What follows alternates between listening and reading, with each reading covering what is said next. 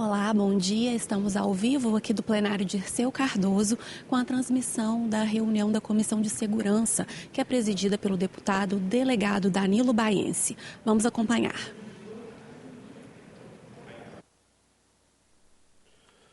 Oitava reunião ordinária da primeira sessão legislativa ordinária da 20ª legislatura. Havendo número legal, declaro abertos os trabalhos da comissão. Senhores deputados, membros titulares e suplentes dessa Comissão de Segurança e Combate ao Crime Organizado, autoridades, convidados, senhoras e senhores, representantes de sindicatos e associações das Forças de Segurança Pública do Estado, servidores da Casa e a você que nos assiste pela TV Assembleia. Bom dia. Inicialmente, eu quero saudar aqui os 40 alunos da Faculdade Doctor da Serra, professores Dora e Juliana, informando aos professores que, ao final da audiência, depois das falas dos que já estão agendados, Vossa Excelência também terão direito à fala.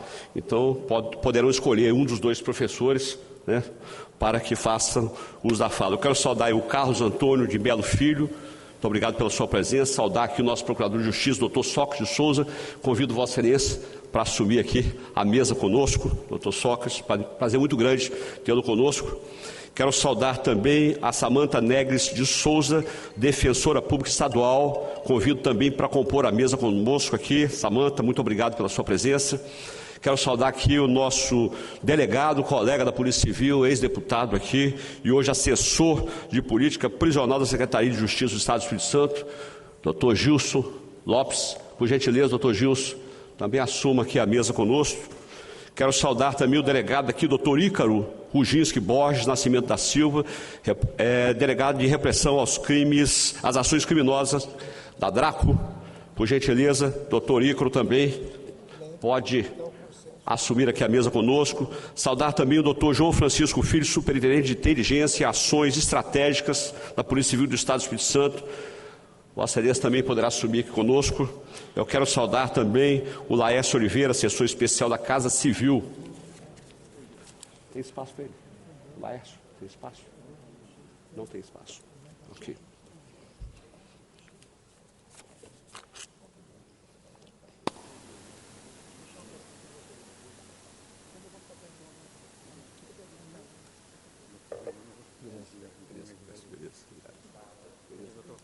Pode sentar. Pode sentar, fica à vontade. Aí faço. A proposição desta reunião visa trazer a discussão do tema grilagem de terra, prevenção, combate e desafios. Infelizmente, existe a perpetuação dessa modalidade de crimes com a clara estrutura de organização criminosa. É preciso enfrentar essa situação que vem acontecendo há mais de 40 anos. Esses envolvidos praticam crimes de falsificação de documentos, falsidade ideológica, uso de documentos falsos, corrupção ativa, estelionato, ocultação de bens e de valores, formação de quadrilha, inserção de dados falsos em sistema de informação, prevaricação, ameaças, esbulho processório, tráfico de influência e crimes contra a ordem tributária, além de corrupção ativa e passiva, conforme foi detalhadamente descrito no relatório parcial do inquérito 201/2008, que tramitou pela Divisão de Repressão aos Crimes contra o Patrimônio da Polícia Civil, quando naquela oportunidade tive o privilégio de comandar aquela delegacia especializada. Esclarecendo, o referido inquérito foi encaminhado ao Ministério Público Estadual pelo fato de terem citações de autoridades com fórum privilegiado em observância à Lei Orgânica da Magistratura Nacional, LOMAN, sendo posteriormente encaminhado pelo Procurador-Geral de Justiça ao Procurador de Justiça, doutor Sócrates de Souza, hoje aqui conosco, que por sua vez se debruçou sobre o referido inquérito 2001-2008 e promoveu diversas requisições ministeriais, determinando o encaminhamento de cópias integrais ao Tribunal de Justiça do Estado do Espírito Santo, à Promotoria de Justiça Civil de Vitória, à Corregedoria da Polícia Militar e também Corregedoria da Polícia Civil, à Procuradoria da República, ao Grupo de Trabalho em Execuções Penais do Ministério Público do Estado do Espírito Santo, o GETEP, bem como requisitou a instauração de 9 inquéritos policiais. Recentemente, em uma das reuniões ordinárias desta comissão, que versa sobre fraudes, golpes e estelionatos, compareceu neste plenário um jovem que posteriormente encaminhamos à secretaria da comissão, pois se dizia vítima de ameaças e perseguições em decorrência de ter tido sua família vitimada por crimes de homicídio em razão de grilagem de terras. Inclusive, seu avô e seu pai foram assassinados, cujo processo de inventário esteve por cerca de 40 anos desaparecido. Desta forma, foram colhidas suas declarações, bem como recebemos inúmeros documentos por ele apresentados que indicam consistência e suas afirmações, bem como nos remetem à preocupação do denunciante, assim como aconteceu com seu avô e pai vir a ser vítima de crime de homicídio. Destaco que a sanha desta organização é tamanha que em 2016 essa Casa de Leis abriu uma CPI voltada para investigar crimes de grilagem de terras, composta pelos deputados Euclério Sampaio, hoje prefeito de Cariacica, deputado Marcelo Santos, hoje presidente dessa casa, deputado Bruno Lamba, secretário de Estado, deputado Hudson Leal e também o então deputado Gilson Lopes. O deputado Bruno Lamas foi vítima de ameaças, fato divulgado pelos meios de comunicação, porém ressalto que tais criminosos não se sentiram sequer intimidados, sejam pelas investigações de 2008, através da Divisão de Repressão aos Crimes contra o Patrimônio, seja pelas medidas requisitadas pelo Procurador de Justiça, Dr. Sócrates de Souza, ou mesmo pela CPI da grilagem, promovida por esta Casa de Leis. Tenho por certo, nobres deputados, doutor Sócrates e demais autoridades, que é necessário a criação de uma verdadeira força-tarefa para combater essas organizações criminosas. Esta comissão está atenta a todo o desdobramento que ocorrerá a partir desta reunião aberta e fazer uma interlocução com todos os órgãos mencionados a compor a força-tarefa de combate à grilagem de terra. Que tenhamos uma profícua reunião. Antes de passar a palavra aos nossos deputados, eu quero aqui, deputado Teodorico Ferraz, só apresentar aqui a denúncia que chegou a essa comissão, já está deste tamanho. Isso aqui é a documentação que foi juntada, o depoimento aqui da vítima é extenso.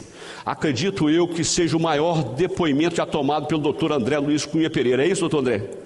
Maior depoimento já tomado pelo doutor André de uma única pessoa. Daqui a pouco você vai precisar de um caminhão para carregar, hein? Dessa maneira realmente vai longe. O inquérito de 2008, deputado Ferraz, também o inquérito ficou muito extenso. O doutor André trabalhou intensamente naquele inquérito e também o doutor Sócrates de Souza, que debruçou nesse inquérito e trabalhou muito, fez a sua parte como procurador de justiça. Eu quero passar a palavra agora ao deputado Teodorico Ferraz. Vossa Excelência quer fazer uso da palavra? Aproveito a oportunidade para cumprimentar todos os alunos e professores da Docton da Serra e todos os demais visitantes, e aqui especialmente o doutor Sócrates e o Gilson, que é ex-deputado e é nosso amigo, e seja bem-vindo e que você volte o mais breve possível a essa casa. Eu cumprimento o Danilo Baense e gostaria só de fazer um pedido para agendar uma visita da Comissão de Segurança ao Sistema Penitenciário do Espírito Santo, especialmente em Viana e Vila Velha, ok? Lá com o doutor André Garcia, que é um secretário que a gente tem o maior respeito, seria interessante que a gente visitasse para ver como estão funcionando os regimes internos, alimentação e demais problemas que a gente sabe que existem.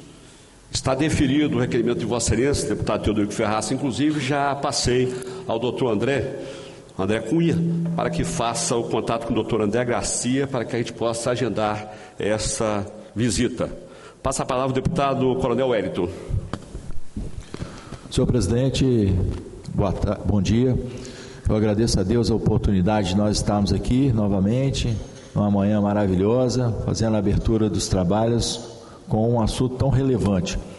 Parabenizo Vossa Excelência, os demais componentes, deputado Ferraz, deputado Pablo Muribeca, pela presença. Agradeço a presença do doutor Sócrates, é muito bom revê-lo. Agradeço a presença do Gilcim Lopes, né, nosso cordial amigo, ex-deputado aqui também, nossos queridos deputados, delegados Ícaro e João Francisco, a demais convidada, os senhores e senhoras presentes, os alunos da escola da Faculdade Docton, no município da Serra, em especial ao denunciante que iniciou todo esse processo. Meus parabéns pela sua coragem. Deus lhe abençoe, proteja e guarde. Além de tudo, nós não podemos nos esmorecer diante das nossas convicções, dos nossos valores. Faz sentido a sua reivindicação e parabéns. Contem com essa comissão e contem conosco individualmente para o que você precisar. Nós precisamos de homens de coragem para enfrentar esse problema, uma vez que o problema da grilagem ele atinge todo o Brasil, não tem nenhum estado que não tenha, e é um crime em que se processa, inclusive, em decorrência de outros crimes que são praticados juntamente com o crime de grilagem, e o que nos espanta é ter servidores públicos presentes sempre. Todo o texto de denúncia, de inquérito policial que versa sobre o tema, vários servidores públicos que colaboram diretamente para que esse crime seja favorecido. Então, nosso bom dia e que tenhamos um bom trabalho. Obrigado, deputado Coronel Wellington. Antes de eu passar a palavra ao deputado Pablo Muribeca, eu quero aqui saudar o defensor público-geral do Estado do Espírito Santo, doutor Vinícius Chaves de Araújo, hoje representado aqui pelo também defensor público, doutor André Monjardim. Eu convido o doutor André também para que faça parte da mesa aqui conosco. Prazer muito grande ter Vossa Excelência. Leve lá o nosso abraço para o defensor geral, o defensor público geral, né, e agradecer também a Vossa Excelência por estar aqui presente em todas as reuniões da Comissão de Segurança. Deputado Pablo Muribeca. Quero agradecer a oportunidade mais uma vez de poder estar aqui, principalmente tendo Vossa Excelência como presidente aqui dessa comissão. O Danilo deve estar umas 50 comissão, o homem trabalha demais, praticamente dorme aqui dentro dessa casa, sempre debruçando e trabalhando em cima de debates pontuais e importantes para a nossa sociedade. Então, agradecer, presidente, a oportunidade de poder aprender um pouco com Vossa Excelência. São 4 anos de muito aprendizado na faculdade. Agradecer a presença aí dos nossos futuros aí da Rede Docton aí. Eu fui aluno da Rede Docton, me formei em professor de educação física lá. Pude passar um bom tempo ali, me tornei, acredito, um homem melhor. A Rede Docton, deixar um parabéns para a Rede Docton aí, que integra muito bem o Estado do Espírito Santo com ensino de qualidade. E o nosso ex-deputado, e pode ser futuro deputado de novo, parabenizar aqui a presença do senhor aqui e pelo trabalho que o senhor está fazendo, tá? Inclusive tem sido tema na nossa cidade e falar da nossa cidade. Agradecer também a presença do doutor Ícaro e os demais, representando também nossa delegacia. Eu quero pontuar aqui, de que possamos trazer mais para essa casa. Temos assim, sabe, doutor, não só esse que se tornou notório aí e se espalhou pelo estado, mas de outros crimes que têm a mesma relevância como este, e que não vem a esta casa para ser debatido, não vem a essa casa para que a sociedade saiba que esses crimes existem, e que tem muitas pessoas que não conseguem sequer ter soluções sobre esses casos. Nós precisamos acalorar e aumentar mais esse índice de retorno sobre esses crimes, tá? Então deixa aí meu agradecimento a você, a Vossa Excelência, e muito obrigado. Muito obrigado, deputado Pablo Muribeca. Saudar mais uma vez aí os 40 alunos da Faculdade Docton, também saudando aí vocês em nome lá do servidor dessa casa, Saulo Lizardo, que atua conosco aqui no nosso gabinete. Eu quero saudar aí a professora Lara Brasil de Menezes, que o nome estava incompleto. Professora Lara Brasil de Menezes, muito obrigado. Professora Juliana Gava Carline, muito obrigado. E professora Edinalva Brito Gomes, muito obrigado. Agora chegaram os nomezinhos completos aqui. Nós Deputado Teodoro, como não temos quórum para deliberar com relação à pauta, a pauta é extensa. Nós estamos aqui, a nossa pauta de hoje tem 24 laudas. Então, como não temos quórum no momento, nós vamos passar aí a fase das falas e nós vamos iniciar aí pelo denunciante, Carlos Antônio de Melo Filho. Você pode seguir até a tribuna, você tem até 10 minutos aí, por gentileza, sendo bem objetivo, né, o que você tinha detalhadamente para relatar. Nós já temos aqui no seu depoimento de 41 laudas, né, 41 laudas, doutor Soca, o depoimento dele está aqui. Então, seja objetivo, fique à vontade. 10 minutos, por favor.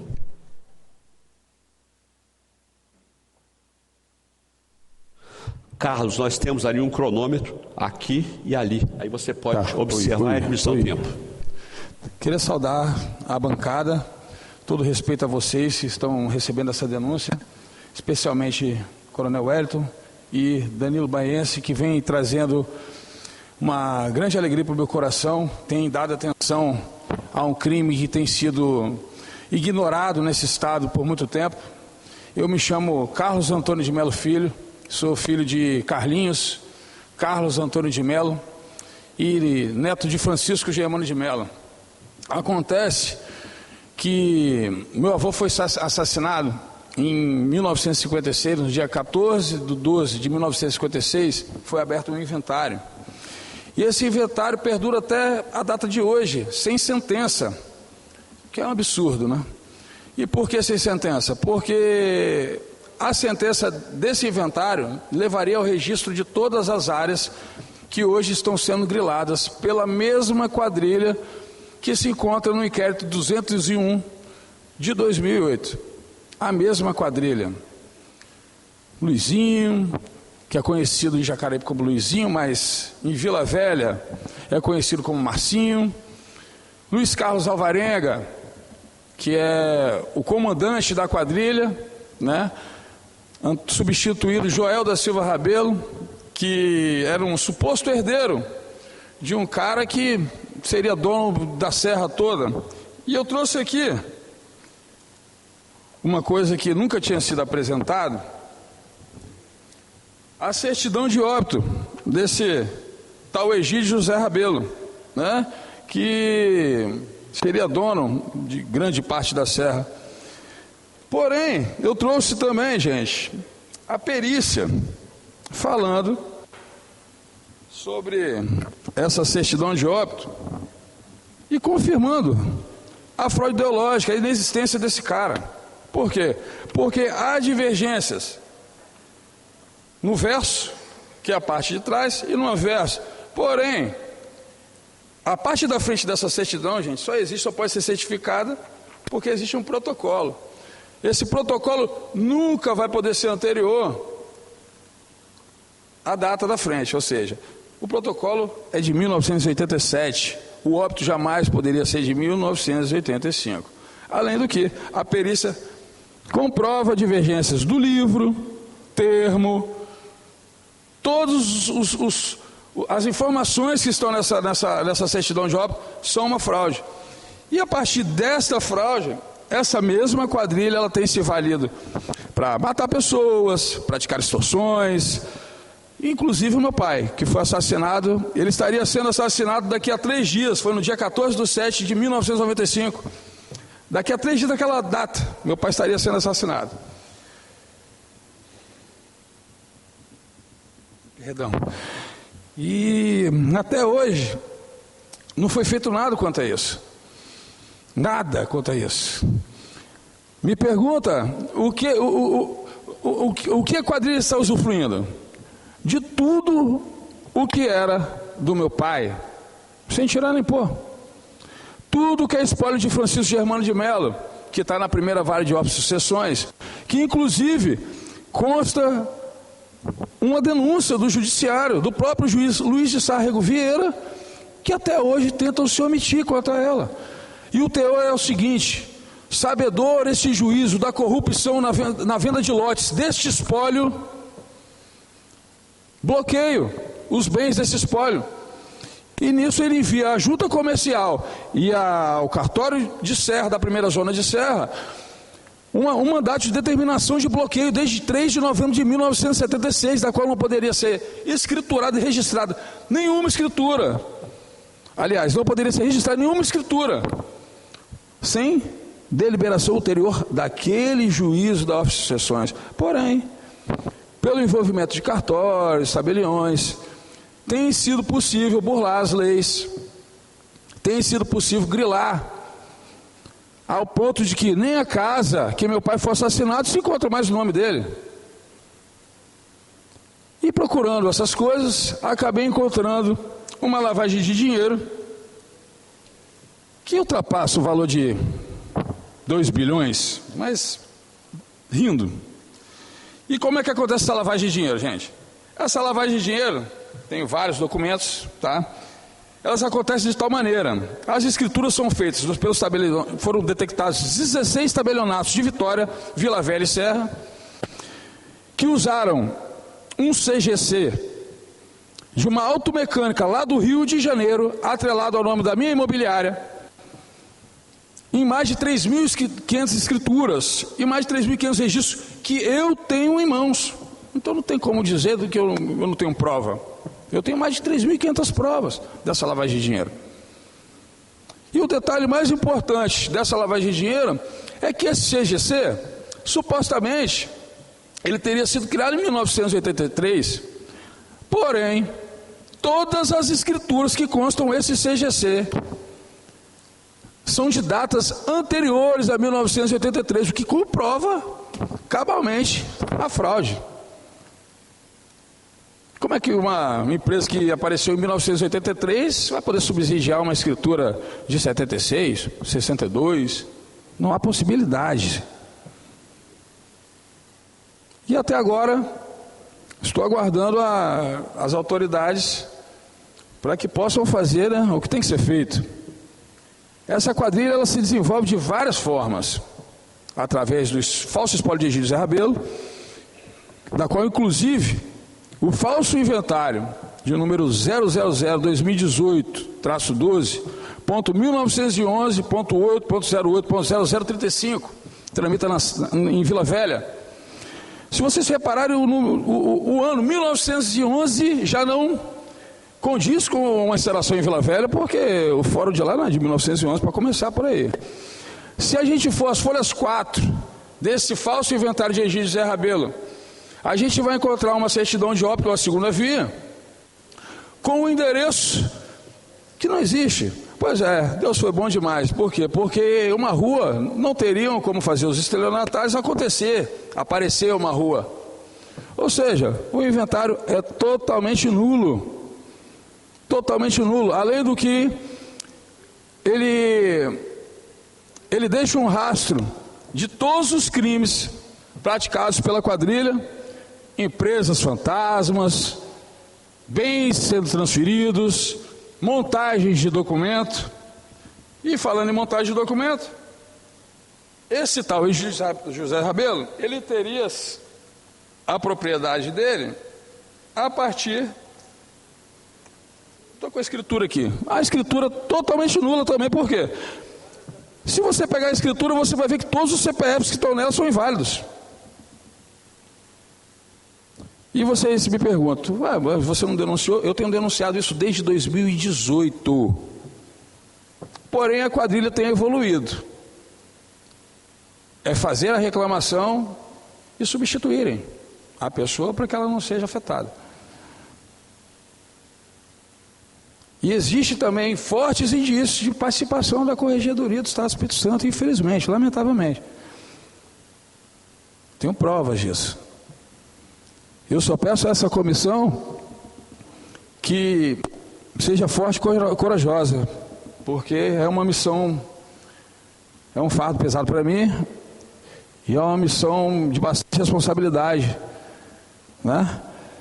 E queria agradecer a vocês pela oportunidade, queria cumprimentar o Dr. Sócrates de Souza, peço perdão pelo nervosismo não ter lembrado antes. Agradeço a todos vocês aqui presentes por estarem me escutando. Tudo que foi falado aqui eu posso comprovar, tá? E quero finalizar dizendo que a minha vida está em extremo risco. Por quê? Porque o último ato dessa quadrilha foi falsificar a minha assinatura. Eles estão com um suposto instrumento de procuração no meu nome, da qual basta me assassinar, que eles podem legalizar tudo o que eles praticaram em 40 anos. Tá? E a cadeia de substituição é o Joel, o suposto herdeiro, que foi tomado o cargo por Luiz Carlos Alvarenga e hoje é capitaneado com um testa de ferro chamado Luan Fernando Gilberto Marques, da qual a mãe dele é a policial responsável pela investigação na área que ele aplica golpes. Aí fica difícil. Realmente fica difícil. A mãe do cara que está com a minha procuração falsa, que é o teste de ferro da quadrilha hoje, é responsável por investigar a quadrilha. E é isso, gente. Eu acho que ficou bem claro que isso deve ser repreendido. Perdi meu pai, perdi meu avô. 17 anos eu tinha, 3 semanas para o meu aniversário. Foi traumático e é traumático. Choro até hoje. Não tem como não chorar. Acabaram com a minha vida. E estou aí hoje, passando fome, tá? Quero salientar isso, passando fome, porque até hoje, a data de hoje, eles roubam tudo que é meu, tudo que é do meu pai. Nunca tive acesso nem a um terreno. E o que é meu? Da ponte de Jacaraípe até Nova Almeida pertencia ao meu avô, gente. E hoje pertencem à família, supostamente, né? A essa quadrilha. Queria agradecer a oportunidade. Carlos, por gentileza, eu gostaria de fazer 2 perguntinhas somente a você. Qual foi a motivação do crime do seu pai? Nós sabemos aqui o que foi que motivou a morte do seu pai, mas eu queria que você dissesse para que todos tivessem conhecimento. Tá. O meu pai, ele teve que sair daqui bem novo, né? Porque minha avó sofria ameaças e tudo mais, e ele voltou para resolver essa questão dos terrenos e conseguiu, né, fazer os registros necessários do areal que a gente tem, ou tinha, né? Que hoje se chama Rancho Serra Azul. Na verdade, aquilo ali se chama Sítio Vovó Duquinha.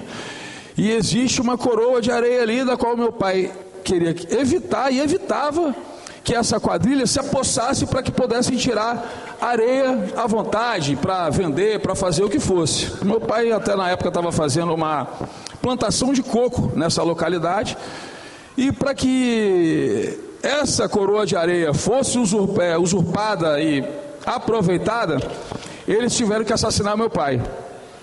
Eu estava do lado do meu pai, na praia, no Girino, quando meu pai recebeu uma ameaça do juiz José Geraldo Bermudes, na minha frente, falando: eu vou matar você, Carlinhos. E aconteceu. Meu pai foi assassinado na casa dele, na Garraço Médici, 3.612, e nessa casa está no nome dele mais, mas a finalidade foi essa, para usurpação do areal e retirada de areia, de um areal que gera mensal mais ou menos uns 3 milhões por mês de retirada ilegal de areia. Ok, Carlos, e me diz uma coisa, quem estaria por trás desse crime, desse hediondo crime praticado em face do seu pai? Doutor, por documentos tive ciência de que Luiz Carlos Alvarenga está envolvido no assassinato, Joel da Silva Rabelo. Acredito que a delegatária da Serra também tem a ciência, porque ela era amiga de papai, e quando apareci, que eu, com 37 anos, eu fui descobrir que eu tinha alguma coisa, fui me dirigir até o cartório da primeira zona de Serra e pedi para falar com ela. E falei que era Carlinhos Melo, que estava querendo falar com ela. Ela pediu para entrar, mas era debochada a minha cara, porque ela sabia que meu pai tinha morrido. Só que ela não sabia da minha existência. E quando eu adentrei, ela rindo falou: Carlinhos Melo morreu. Ela esmoreceu porque ela viu que eu era o filho de Carlinhos e falou: você é o filho de Carlinhos? Eu falei: sou eu, filho de Carlinhos. Ali ela recuou. Ela tem total ciência das coisas que ela está fazendo, porque inclusive foi dado voz de prisão aos delegatários do cartório, doutor. Vou finalizar. por uma questão da mesma quadrilha estar dentro do cartório agindo em sobreposição diária, em nome do mesmo falecido, que não existe. A mesma quadrilha gira em torno de toda essa usurpação de formas diferentes, que eu posso te dar: a lavagem de dinheiro, falsidade de documentos, montagem de documentos e várias outras formas que eu posso detalhar para quem achar necessário, quem quiser, tá? Estou à disposição. Cartório lá, titular é a doutora Etelvina? Não, o cartório é Elizabeth Bergami Rocha. Ok. Obrigado. Muito obrigado, Carlos. Eu agradeço. Só informando que nós fizemos aí um convite à doutora Etelvina, titular do cartório de registro de imóveis da Serra, ali localizado em Laranjeiras, e ela inicialmente nos informou que mandaria aqui um representante, não poderia vir, mas encaminharia um representante. Quando, posteriormente, tomou conhecimento, se tratava de uma investigação sobre grilagem de terra, ela já mandou uma outra informação dizendo que não poderia vir e nem o representante. Pois não, Carlos? Eu queria, só para vocês entenderem, a divisão dos cartórios da Serra. O que eu acredito que aconteceu, né? Porque essa grilagem de terra, ela vem de muito tempo. Então, o cartório da Serra, ele foi instaurado dia 27 de fevereiro de 1975. Esse cartório, ele foi dividido. Quem era a titular era a Etelvina, né? Acredito que ela tenha começado essas algumas coisas, que eu não vou dar detalhes. E em 1984, eu acredito que ela se enfureceu por ter perdido, vamos dizer, uma forma ilícita de arrecadar dinheiro, né? Por que eu digo isso? Porque em depoimento para o Ministério Público, ela tira, da mesma forma que o senhor falou, ela tira o corpo de fora como se ela não tivesse nada a ver. Mas podem ser encontradas também escrituras, tá, da Etelvina e da Elizabeth Bergami com a falsidade, com a lavagem de dinheiro, lavagem de capitais e procurações falsas. Obrigado, muito obrigado, Carlos. Eu vou passar a palavra agora ao nosso procurador de justiça, doutor Sócrates de Souza. Doutor Sócrates, Vossa Excelência está com a palavra. Fica à vontade, já que Vossa Excelência trabalhou intensamente no inquérito 201/2008.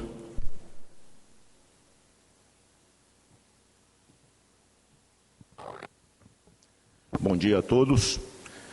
Quero inicialmente cumprimentar o delegado e deputado Danilo Baiense, presidente dessa comissão, na pessoa de quem, respeitosamente, cumprimento todos os demais deputados.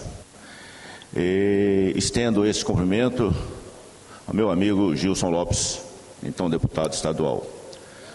Ao delegado Ícaro, da Polícia Civil, tenho grande admiração porque, em decorrência de todo o trabalho da Polícia Civil, e não só da Civil, mas também da Federal, é que o Ministério Público desenvolve as suas ações no campo criminal. Aos membros da Defensoria Pública, quero dizer da minha gratidão de ter integrado a Defensoria Pública por muitos anos e, por sorte, consegui passar no concurso do Ministério Público, mas a minha veia é da Defensoria Pública. Aos estudantes de Direito, desejo a todos os senhores uma excelente conclusão de curso e que possam ter a alegria que tenho de ter escolhido a área jurídica para atuar. Ao denunciante, parabenizo pela coragem e sei das dificuldades que é, neste estado do Espírito Santo, buscar a justiça. Bom, o doutor Danilo e também o denunciante, ambos citaram o inquérito 201. E esse inquérito foi apresentado originariamente ao então Procurador de Justiça e hoje desembargador, Fernando Zardini Antônio, que me convidou para ir até a Secretaria de Segurança Pública e dele tomar conhecimento. O inquérito eu recebi com 6 volumes e 12 apensos. Imagine os senhores que, pela regra da organização judiciária, cada volume deve ter, em média, 200 peças. E assim também os apensos. Então eu recebi este acervo e, como disse o doutor Danilo, eu fiquei 6 meses debruçado sobre este inquérito para entender desculpe a expressão, as maracutaias feitas por agentes públicos, por pessoas civis, e especialmente por aqueles que gravitavam para obter de alguma forma vantagens sempre ilícitas sobre tudo aquilo que foi apurado. O doutor Danilo no início citou todos ou quase todos os crimes praticados pelos seus agentes para obter vantagem em cima de propriedades que eles não possuíam. E este inquérito começou, o 201, a partir da prisão em flagrante de pessoas na Serra, pelos mesmos fatos, talvez tenham até relação com o aqui citado pelo denunciante. Eram 4 pessoas. E houve um intenso trabalho da Polícia Civil para identificar outras pessoas envolvidas. Chegou-se à conclusão que o modus operandi, ou a maneira de atuar, era a mesma praticada no loteamento Tapera da Barra, ou loteamento Monazítica, localizado em Vila Velha. E aí o leque se abriu de uma forma espantosa. E eu posso assegurar para os senhores que o que está no inquérito é o indicativo do envolvimento de, primeiro, magistrados do 1º e do 2º grau do Tribunal de Justiça, servidores dos cartórios, servidores públicos da Polícia Civil, da Polícia Militar, estes basicamente dando segurança nas áreas invadidas ou que eram tomadas dos verdadeiros proprietários. E a partir desse momento é que se buscava o outro lado daqueles que iriam regularizar ou tentar regularizar essas situações. Bons escritórios de advogados que tinham, pelo menos em tese, ligações com determinados magistrados para obter, primeiramente, uma decisão liminar. E a partir desta decisão liminar, o estrago era incalculável. Então, tudo isso faz parte do inquérito policial. E como eu disse, era muito volumoso, e eu me debrucei durante 6 meses, e comecei a identificar estas autoridades. Então, aquele que tinha prerrogativa de foro no Superior Tribunal de Justiça, eu tive que encaminhar, e olha que naquela época não era nada eletrônico, era tudo digital. Extrair cópia de tudo aquilo, encaminhar para a Procuradoria da República no Estado do Espírito Santo, para que a Procuradoria da República encaminhasse para a Procuradoria da República ou a Subprocuradoria em Brasília, que tem assento no Superior Tribunal de Justiça, para que começassem a investigar aquele que lá tinha prerrogativa de foro. Quanto aos magistrados indicados ou que as investigações apontavam supostas participações, era o Tribunal de Justiça. Então, mais um caminhão de cópias. Se essa declaração, que está, é uma declaração embrionária, já está com tantos volumes, imagine tirar cópia de tudo aquilo. Às vezes eu me valia até da Procuradoria da República para extração de cópias, porque o maquinário lá é de ponta, ficava mais fácil. E aí nós começamos a identificar, por exemplo, Polícia Militar. Encaminhar para a Polícia Militar, Corregedoria da Polícia Militar. Cartórios, pessoas dos cartórios, Corregedoria da Corregedoria da Justiça, para investigar essas supostas participações ilegais e determinar, no âmbito da competência deles, a abertura de inquéritos policiais. Mas esse não era o único inquérito, o 201. Nós tínhamos o 55 e depois o 244, que foi instaurado pela Delegacia de Novo México, porque existiam fatos. E a partir da relação de todos os investigados, e aí que o trabalho foi demorado, coube a mim identificar todas aquelas ações penais já instauradas, para que eu não pedisse a deflagração de ação penal contra as mesmas pessoas que já estavam sendo denunciadas. Por exemplo, 2 funcionárias públicas da Prefeitura Municipal de Vila Velha já estavam sendo denunciadas na primeira vara criminal. As pessoas do cartório da Barra do Jucu, porque esse inquérito 201 ele abrange muitos municípios, mas no bojo dele envolve pessoas que praticaram fatos em Vila Velha, no município de Serra, em outros lugares. Então, separar tudo isso e identificar as peças e não mandar todas as peças seria humanamente impossível e muito dispendioso para o Estado, Ministério Público ou até mesmo para a Procuradoria-Geral da República. Passei a identificar quais aquelas ações penais que já estavam em andamento, quais os inquéritos policiais que já estavam em andamento contra determinadas pessoas pelos fatos apontados ali. E por isso que eu tive que fazer contato direto com a então Vara de Central de Inquéritos de Vitória, porque tudo passava por lá inicialmente. E depois ela foi extinta por decisão da presidência do Tribunal de Justiça, que no meu entender foi um tiro no pé, assim como foi a extinção da 4ª Vara Criminal Privativa de Entorpecentes, porque hoje nós temos um juiz X aplicando para um determinado traficante uma pena de 5 anos, enquanto nós temos outros que aplicam 1 ano e 8 meses. Isso é um bálsamo para o traficante, né? Mas voltando aos inquéritos, né, 201, 55 e 244, o que se vê ali, e é o que foi relatado aqui, é uma união de esforços de vários setores, de vários segmentos do Estado, de vários poderes do Estado, para obter vantagem indevida em cima de uma propriedade ou de uma posse, muitas vezes não reconhecida judicialmente, e deixando sem patrimônio aqueles que originariamente são merecedores ou herdeiros disso daí. Esses documentos falsos que o senhor citou aqui, nós encontramos normalmente nos processos criminais. E eles são de todas as naturezas, notas fiscais falsas, certidões de óbito falsas, né, para obter a extinção da punibilidade pela morte do agente. E nós temos que ter o cuidado de identificar todos esses documentos.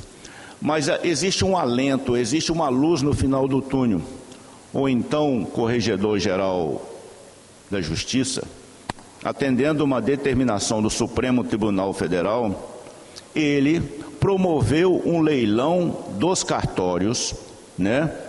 E todos aqueles que passaram nas provas de títulos, né? Eles assumiram os cartórios. Foi uma audiência pública que durou 3 dias no Tribunal de Justiça, e ao final ficaram algumas pendências judiciais, muitas vezes pendências judiciais oriundas do próprio Tribunal de Justiça, que conflitavam com a decisão adotada pelo Supremo Tribunal Federal. Foram 3 dias tensos, eu também fui convidado a participar como representante do Ministério Público, e ocorreram os momentos muito tensos, mas o corregedor, muito firme, muito preparado para aquela audiência, ele conseguiu por termo, e hoje todos os cartórios, né, eles estão ocupados por titulares que foram aprovados em concurso de provas e títulos. Mas o que eu tenho observado é que a estrutura que está atuando em determinados cartórios é a mesma, só o titular é que mudou. Então, são os mesmos funcionários que possivelmente foram contratados o novo titular do cartório, e alguns até nem aceitaram, porque o rendimento de determinado cartório é tão pequeno que eles não querem. Foram passando e assim o suplente foi assumindo, porque tem cartório que rende, pelo menos em tese, R$2.000 por mês. Tem cartório que rende R$700 mil mês. Então, dependendo da atividade do cartório, ele pode render muito. Então, basicamente é isso. Qual seria, na minha humilde opinião, a solução? É abrir essa caixa preta, identificar todos os funcionários públicos que estão em desvio de função, eu não digo desvio atuando aqui ou ali, mas que estão contribuindo de alguma forma para causar este mal relatado pelo noticiante. E ele é dentro de um universo muito grande. É uma invasão de terra, a venda ilegal de um lote falso. Recentemente teve um caso muito interessante divulgado na mídia, em que uma pessoa foi apresentar um terreno que queria vender, e o vizinho do lado, muito curioso e tal, o que está vendo aqui? Eu quero vender esse lote e tal. Tá. Esse curioso era um policial civil que deu voz de prisão à pessoa. Essa é uma sorte. E quem tem um terreno e que não mora ali do lado? Aquele terreno é vendido, a pessoa começa a construir, acaba o imóvel, e como é que se faz? Aí cria-se uma confusão muito maior. Há poucos dias, a Polícia Civil deflagrou uma operação exatamente em cima desse tema, e eu acho que tem que ser corriqueiro, mas eu sei que a Polícia Civil também não tem pernas para fazer esse tipo de operação. Então é necessário que ocorra uma união de esforços da Assembleia, dos poderes constituídos, para que estas ações, como a dele e outros inventários que estão há mais de 3 décadas paralisados, tenham uma movimentação mais ágil e que as decisões possam efetivamente fazer justiça. E é isso, senhor presidente, obrigado pela atenção, espero ter colaborado um pouco.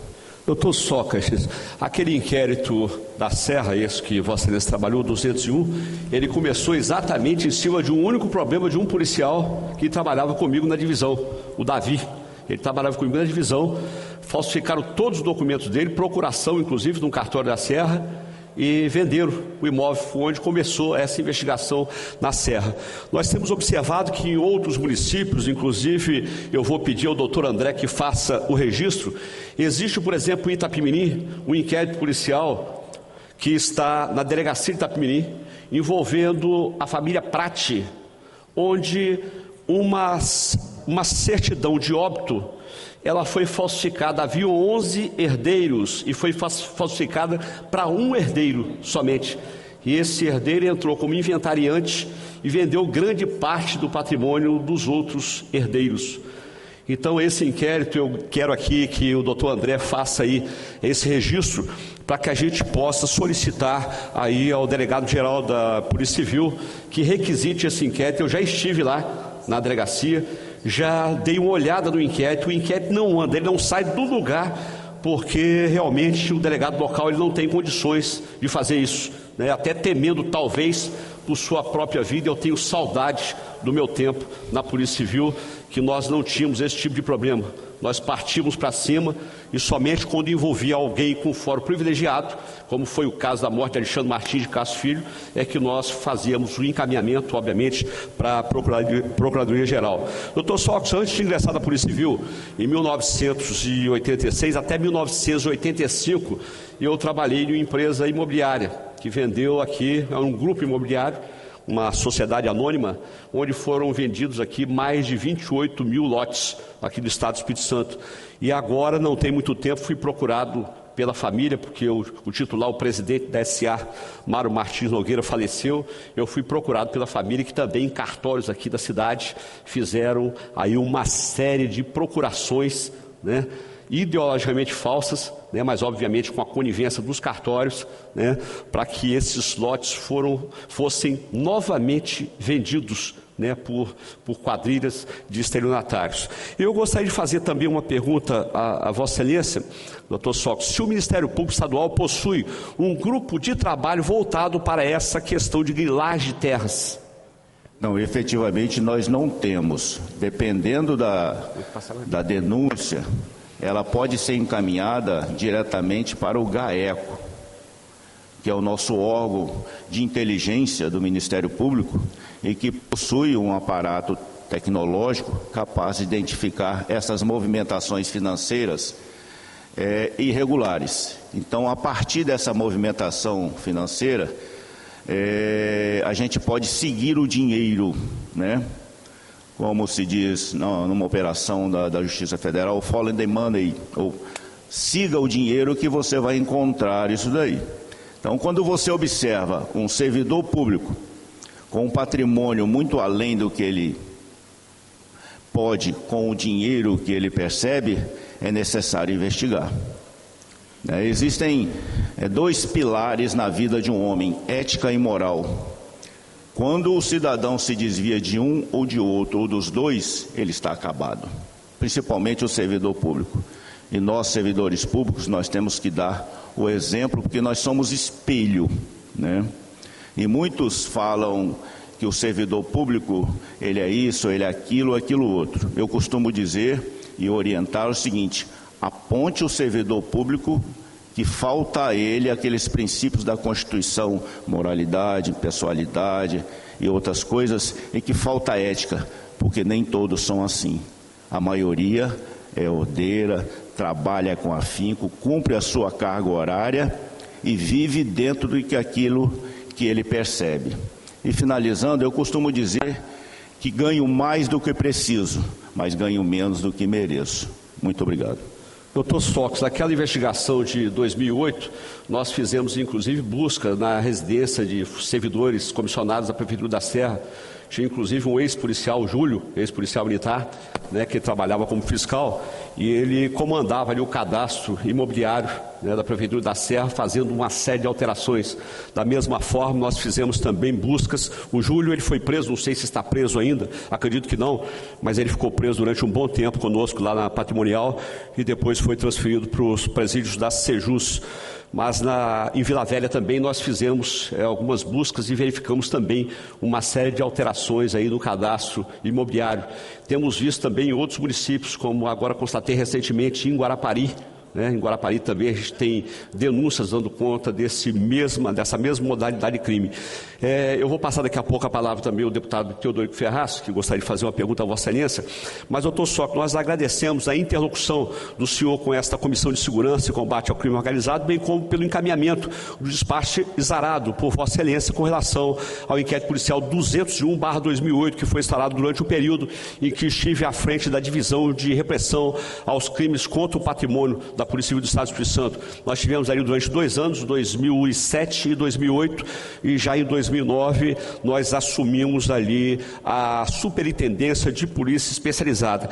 Eu tenho uma pergunta aqui que Vossa Excelência já respondeu parte dela, mas eu gostaria de saber, com base em suas requisições ministeriais, se o senhor tem informações com relação às providências visando a adoção pelo Tribunal de Justiça, a Corregedoria da Polícia Civil do Estado do Espírito Santo, Polícia Militar, Corregedoria da Polícia Militar do Estado do Espírito Santo, a Procuradoria da República, ao GETEP, Ministério Público, Corregedoria do Tribunal de Justiça, bem como a instauração de diversos inquéritos policiais, pois o que se percebe é que, com as denúncias apresentadas nessa comissão, vários investigados naquele inquérito policial continuam agindo do mesmo modo. Então eu gostaria que Vossa Excelência até complementasse, o senhor já respondeu parte, né? Algumas pessoas certamente não serão sequer alcançadas, como é o caso do Joel, que faleceu aí recentemente. Nós inclusive checamos aí, porque houve uma denúncia de que a certidão de óbito poderia ser supostamente ou ideologicamente falsa, mas o doutor André aí, junto com a equipe da comissão, fez o levantamento e realmente ele veio a óbito. Então eu queria que Vossa Excelência, se fosse possível, complementasse aí a resposta a essa pergunta. Bom, como eu recebi uma delegação especial do Procurador-Geral de Justiça para atuar neste inquérito. Quero crer que, se alguma resposta chegou, foi diretamente para o então Procurador-Geral de Justiça. Eu não as recebi. Mas eu tenho ciência, no caso do Joel, que ele deixou uma herdeira que usa o mesmo modus operandi dele. Então, quer me parecer que a prática criminosa que ele utilizava criou frutos, gerou frutos. E me parece que ela continua atuando, talvez em parceria com alguém, mas precisa investigar. Das informações que ocorreram a partir do meu relatório, a única coisa que eu tomei ciência foi que o então desembargador investigado, ele, ao perceber que os documentos chegaram no Superior Tribunal de Justiça, ele requereu a aposentadoria para deslocar a competência, né? Porque uma vez aposentado, a competência é deslocada, no caso de suposto crime, para o primeiro grau.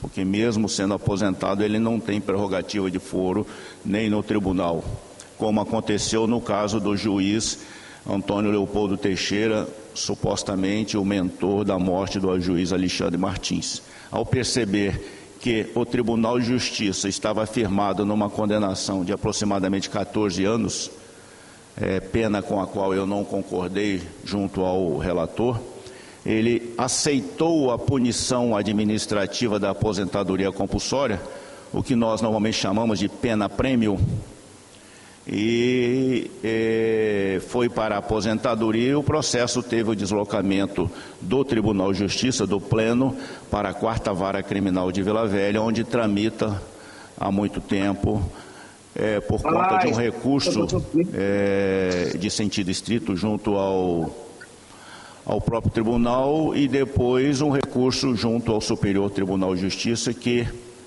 modificou uma das qualificadoras. Então o processo está na 4ª Vara. Então, respondendo a Vossa Excelência, a única informação que eu tive foi do pedido voluntário de aposentadoria deste desembargador. Ok, doutor Sócrates, nós havíamos conversado, inclusive, aqui com o deputado Teodorico Ferraz, anteriormente, informando desta suposta participação do desembargador aqui do nosso Estado, e que, inclusive, teria requerido a aposentadoria, obviamente, para ser julgado pelos próprios pares, né, aqui no Estado do Espírito Santo. Mas eu tenho aqui também mais uma pergunta a Vossa Excelência. Qual a possibilidade, doutor Sócrates, de ser criada uma força-tarefa pelo Ministério Público para que se possa, de fato, acabar com essa organização criminosa que vem há muitos anos agindo aqui no nosso Estado, ligado a Joel da Silva Rabelo, Luiz Carlos de Alvarenga, além de outras pessoas? Queria saber de Vossa Excelência se existe essa possibilidade da criação de uma força-tarefa. Eu acredito, senhor deputado, que o melhor caminho é o GAECO, porque apesar de ser um grupo pequeno, ele tem auxílio de agentes públicos, policiais civis, policiais militares, que têm essa expertise investigativa e talvez não consigam chegar a todos os investigados, mas é importante que nós apresentemos uma resposta à sociedade nesse sentido. Criar uma força-tarefa com outros membros, eu tenho muito receio, porque isso é um trabalho que tem que ser feito de uma forma sigilosa, considerando os níveis de possíveis investigados, e Vossa Excelência sabe muito bem do que a gente fala, porque a partir do momento que qualquer detalhe de uma investigação ou qualquer pedido de uma busca e apreensão ou prisão, se não tiver muito segura, ela vaza. Então, você coloca em risco todas as operações. E é isso, senhor deputado. Muito obrigado, doutor Sócrates. Eu pergunto, o deputado Coronel Wed, se tem alguma pergunta para o doutor Sócrates. O deputado Teodorico Ferraz já está satisfeito, queria fazer uma pergunta que Vossa Excelência já respondeu.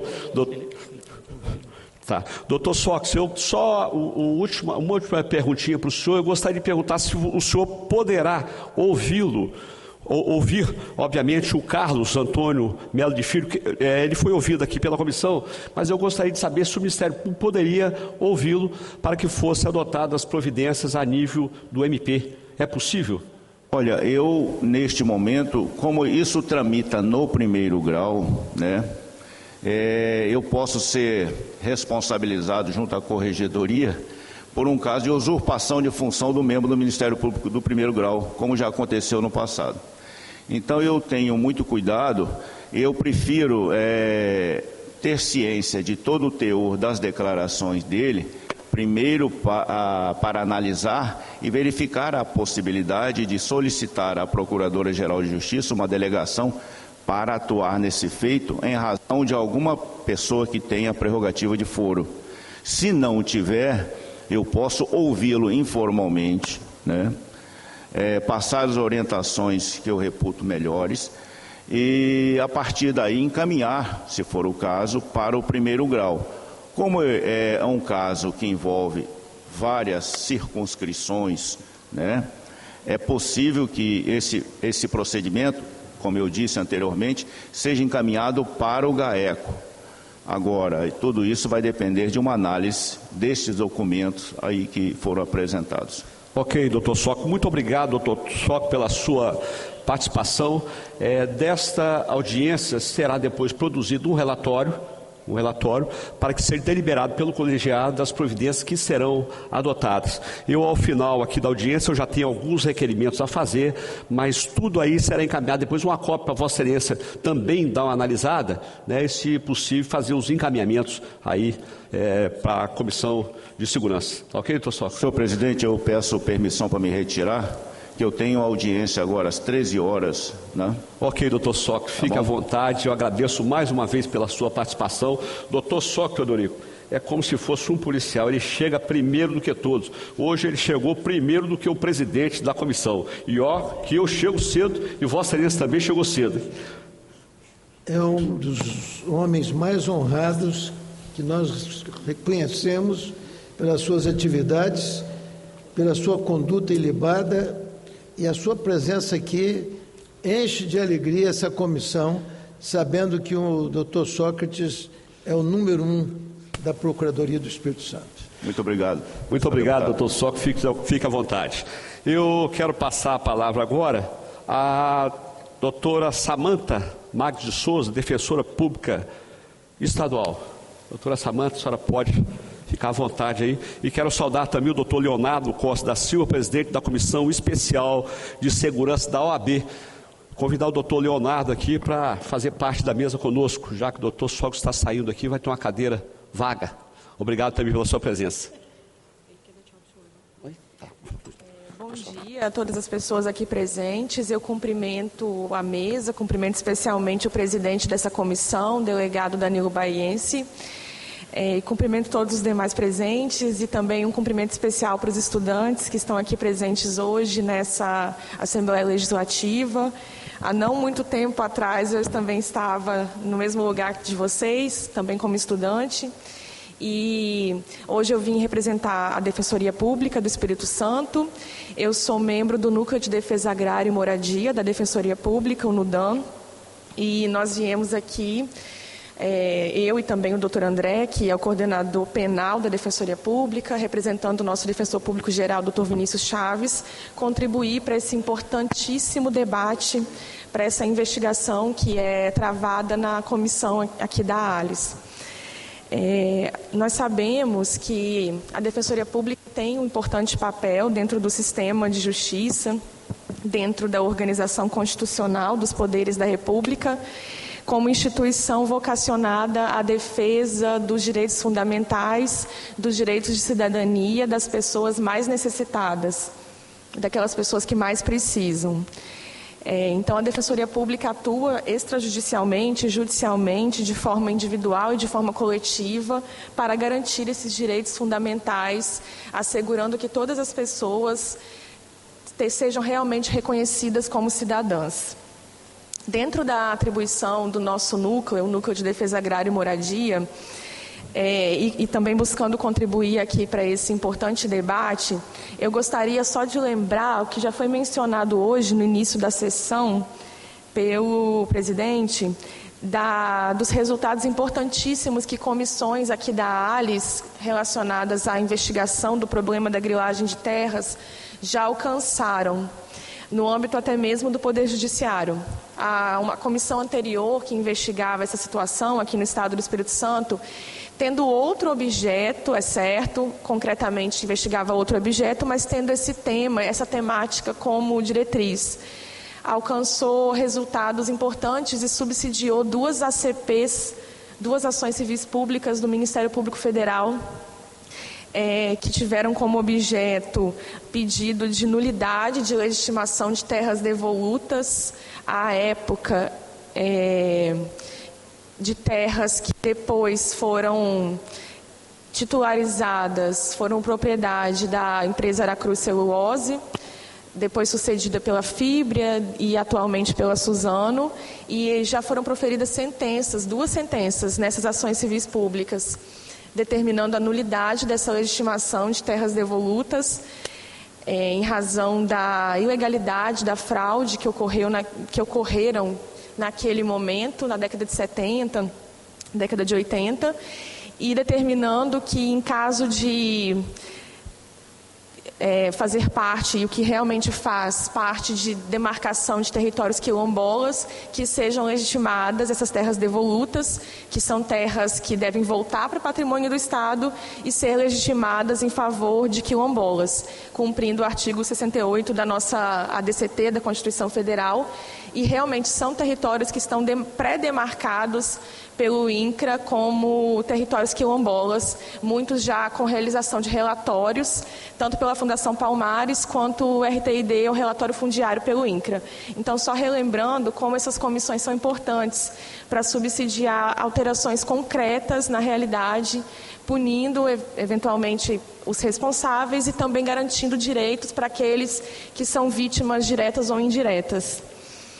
Nesse caso específico, também contribuindo para esse debate, nós sabemos que potencialmente, diante de uma situação como agora investigada, de uma possível grilagem de terras, seja no espaço urbano, como é o caso, seja no espaço rural, nós temos vítimas diretas e muitas vezes vítimas indiretas, que são aquelas pessoas que adquirem essa terra, muitas vezes com contratos aparentemente legítimos, e depois potencialmente podem ter suas casas, suas propriedades, suas terras, objeto de uma eventual reversão, uma eventual anulação e uma restituição. Então a gente está diante de um problema criminal, que deve receber a apuração necessária, toda a apuração cabível e as responsabilidades conforme a lei.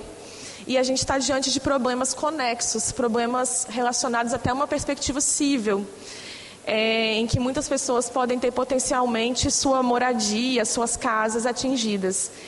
Então, a Defensoria Pública também busca contribuir para esse debate, para que a gente possa apurar todas as responsabilidades e garantir as reparações cabíveis para as vítimas diretas e indiretas, pensando numa solução estrutural, em uma solução consistente que envolva também o poder público, para que todos os direitos fundamentais dessas pessoas atingidas sejam assegurados.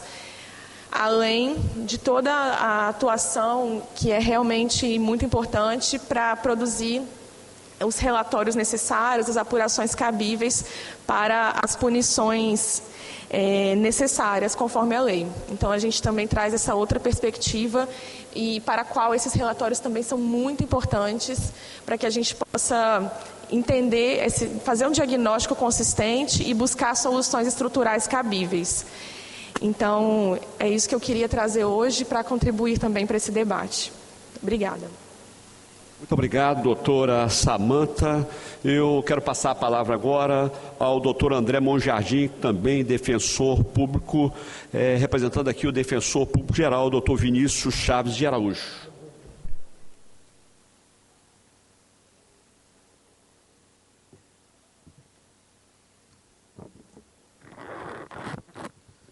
Bom dia a todos. Cumprimento inicialmente o deputado Danilo Baense. É uma honra estar aqui presente em todas as comissões de segurança e representar a minha instituição, a Defensoria Pública do Estado do Espírito Santo. Cumprimento os demais deputados, Coronel Wellington e os que às vezes me fogem o nome, mas é uma honra aproximar a Defensoria Pública da Assembleia Legislativa. Creio que muitas vezes a nossa função de estar aqui presente extrapola uma função institucional e se torna uma função de aproximação política entre as nossas instituições.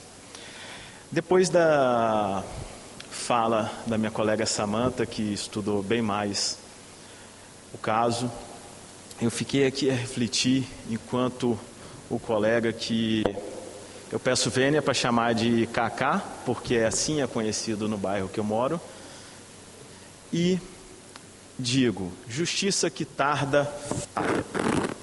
Não tem como mais haver uma justiça, uma decisão justa no caso dele. Explico por quê. Ele relatou aqui que as propriedades do seu pai, do seu avô, corrija se eu estiver errado, iriam aproximadamente da ponte de Jacaraípe à ponte de Nova Almeida, até Marbella. Olha a extensão de terra que estamos discutindo. Olha o que existe hoje em toda essa extensão de terra. Olha quantas pessoas são atingidas por uma decisão hoje. Imagine-se só que, para ser justo, e isso deve ocorrer, analisando todas as provas e todas as evidências, declare que nosso colega aqui está certo. Qual é o reflexo disso para todos aqueles moradores que não foram ligados diretamente, não são ligados a instituições criminosas, não são ligados a organizações criminosas, não são donos de cartório. São pessoas que gastaram toda a sua renda para comprar a sua propriedade. Quem vai indenizar essas pessoas? O Estado do Espírito Santo, que deixou tabelionatos praticarem isso, se assim levantado. O município de Serra, por uma obrigação social de ter que acolher todas aquelas pessoas. Por isso eu digo, justiça que tarda, falha e já falhou há muito tempo.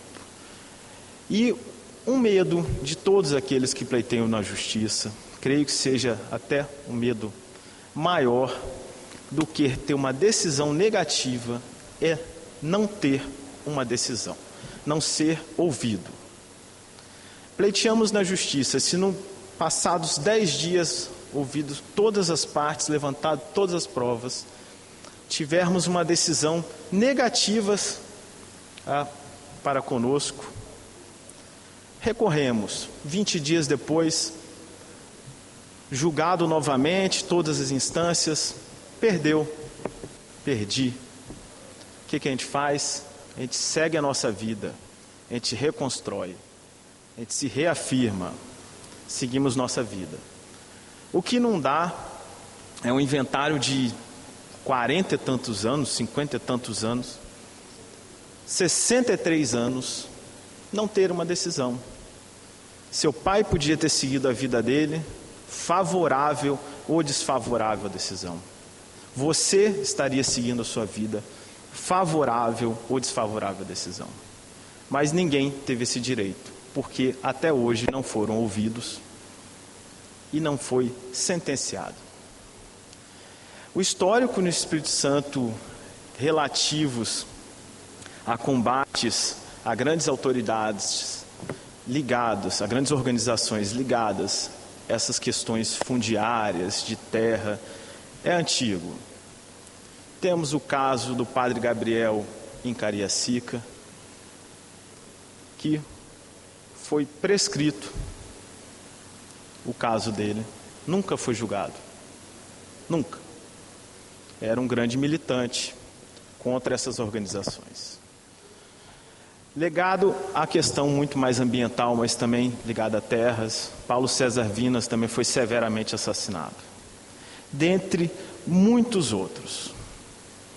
Então, é muito importante efetivamente esse tipo de comissão, a Assembleia Legislativa envolvida nisso, podendo dar voz àqueles que foram ali durante tanto tempo apagados, e conte com a Defensoria Pública para que no que não for possível analisar e prosseguir também junto a todas as vítimas que se encaixem nos critérios de atuação da Defensoria. Eu agradeço a atenção, minha colega já havia falado antes. Muito obrigado a todos. Obrigado, doutor André, pela sua participação, André Monjardim. Leve o nosso abraço ao Procurador-Geral. Eu quero saudar aqui o presidente do Sindicato dos Trabalhadores que atendem por aplicativo, Gessé Gomes Júnior.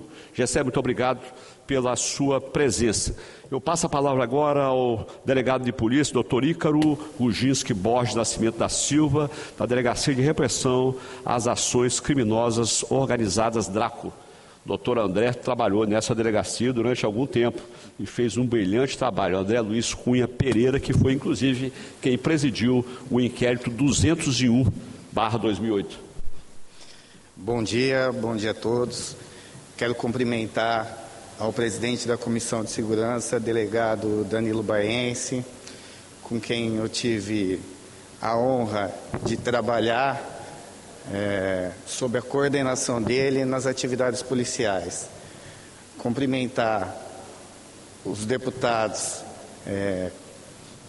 Coronel Wellington, deputado Teodorico Ferraço, deputado Pablo Muribeca, que vem exercendo um grande trabalho à frente dessa comissão. Cumprimentar o ex-deputado, nosso colega, nosso amigo Gilcinho Lopes, que vem fazendo um grande trabalho na Sejus. Cumprimentar o representante da Ordem dos Advogados do Brasil, ao Dr. João Francisco, superintendente de Inteligência e Ações Estratégicas, que está representando o delegado-geral da Polícia Civil, Dr. José Darcy Arruda. Cumprimentar aos representantes da Defensoria Pública, que exercem uma função de extrema importância para a nossa sociedade. Cumprimentar a todos os servidores da casa e a todas as pessoas aqui presentes. Doutor Danilo, primeiro parabenizar o senhor, a toda a comissão, por trazer à tona um tema de tamanha relevância. Nós já nos deparamos no exercício da atividade de polícia judiciária com investigações acerca do tema, inclusive uma investigação cuja vítima está aqui presente e já apresentou em algumas unidades da Polícia Civil informações para que fossem apuradas justamente esses fatos que estão sendo narrados e que foram trazidos aí à tona e que o doutor André Cunha fez o termo de declarações dele. É importante dizer que é um tema de extrema complexidade, até porque, como muito bem falado, trata-se de um inventário de 1956, correto? Então, são documentos e existem outros inventários que, como muito bem trouxe a vítima aqui, com documentos supostamente falsos, que devem ser analisados pela Polícia Civil, pelo Ministério Público e pela Justiça, justamente para que seja feito, para que a gente evite que perpetue-se essa injustiça que vem sendo feita com esse cidadão. Como muito bem falou o representante da Defensoria, é até difícil reparar todos esses anos de injustiça que foram cometidos com essa família. Entretanto, volto a destacar que existe inquérito policial instaurado para apurar denúncias sobre o tema. E esses inquéritos tramitam tanto na Delegacia de Repressão às Organizações Criminosas, existem inquéritos tramitando na Delegacia de Combate à Corrupção e existem inquéritos em outras unidades da Polícia Civil. É importante aí, o doutor Danilo deu uma sugestão, e aí pode ser analisada pela comissão, e com certeza isso aqui vai ser muito bem analisado, muito bem debatido, na criação de uma força-tarefa. Como muito bem o doutor Danilo falou, existem delegacias que não têm a estrutura necessária para apurar um crime de tamanha complexidade. Então, talvez algo que vai ser estudado, debatido, e no futuro eu tenho certeza que o doutor Danilo, com toda a experiência dele, todos os colegas da Comissão de Segurança vão poder contribuir para que essa injustiça deixe de se perpetuar e que a gente possa aí, talvez até mesmo conseguir combater para que no futuro não exista mais esse tipo de crime aqui no estado do Espírito Santo. Então agradeço aí, parabenizo a toda a Comissão de Segurança e me boto à disposição da comissão e de todos os senhores.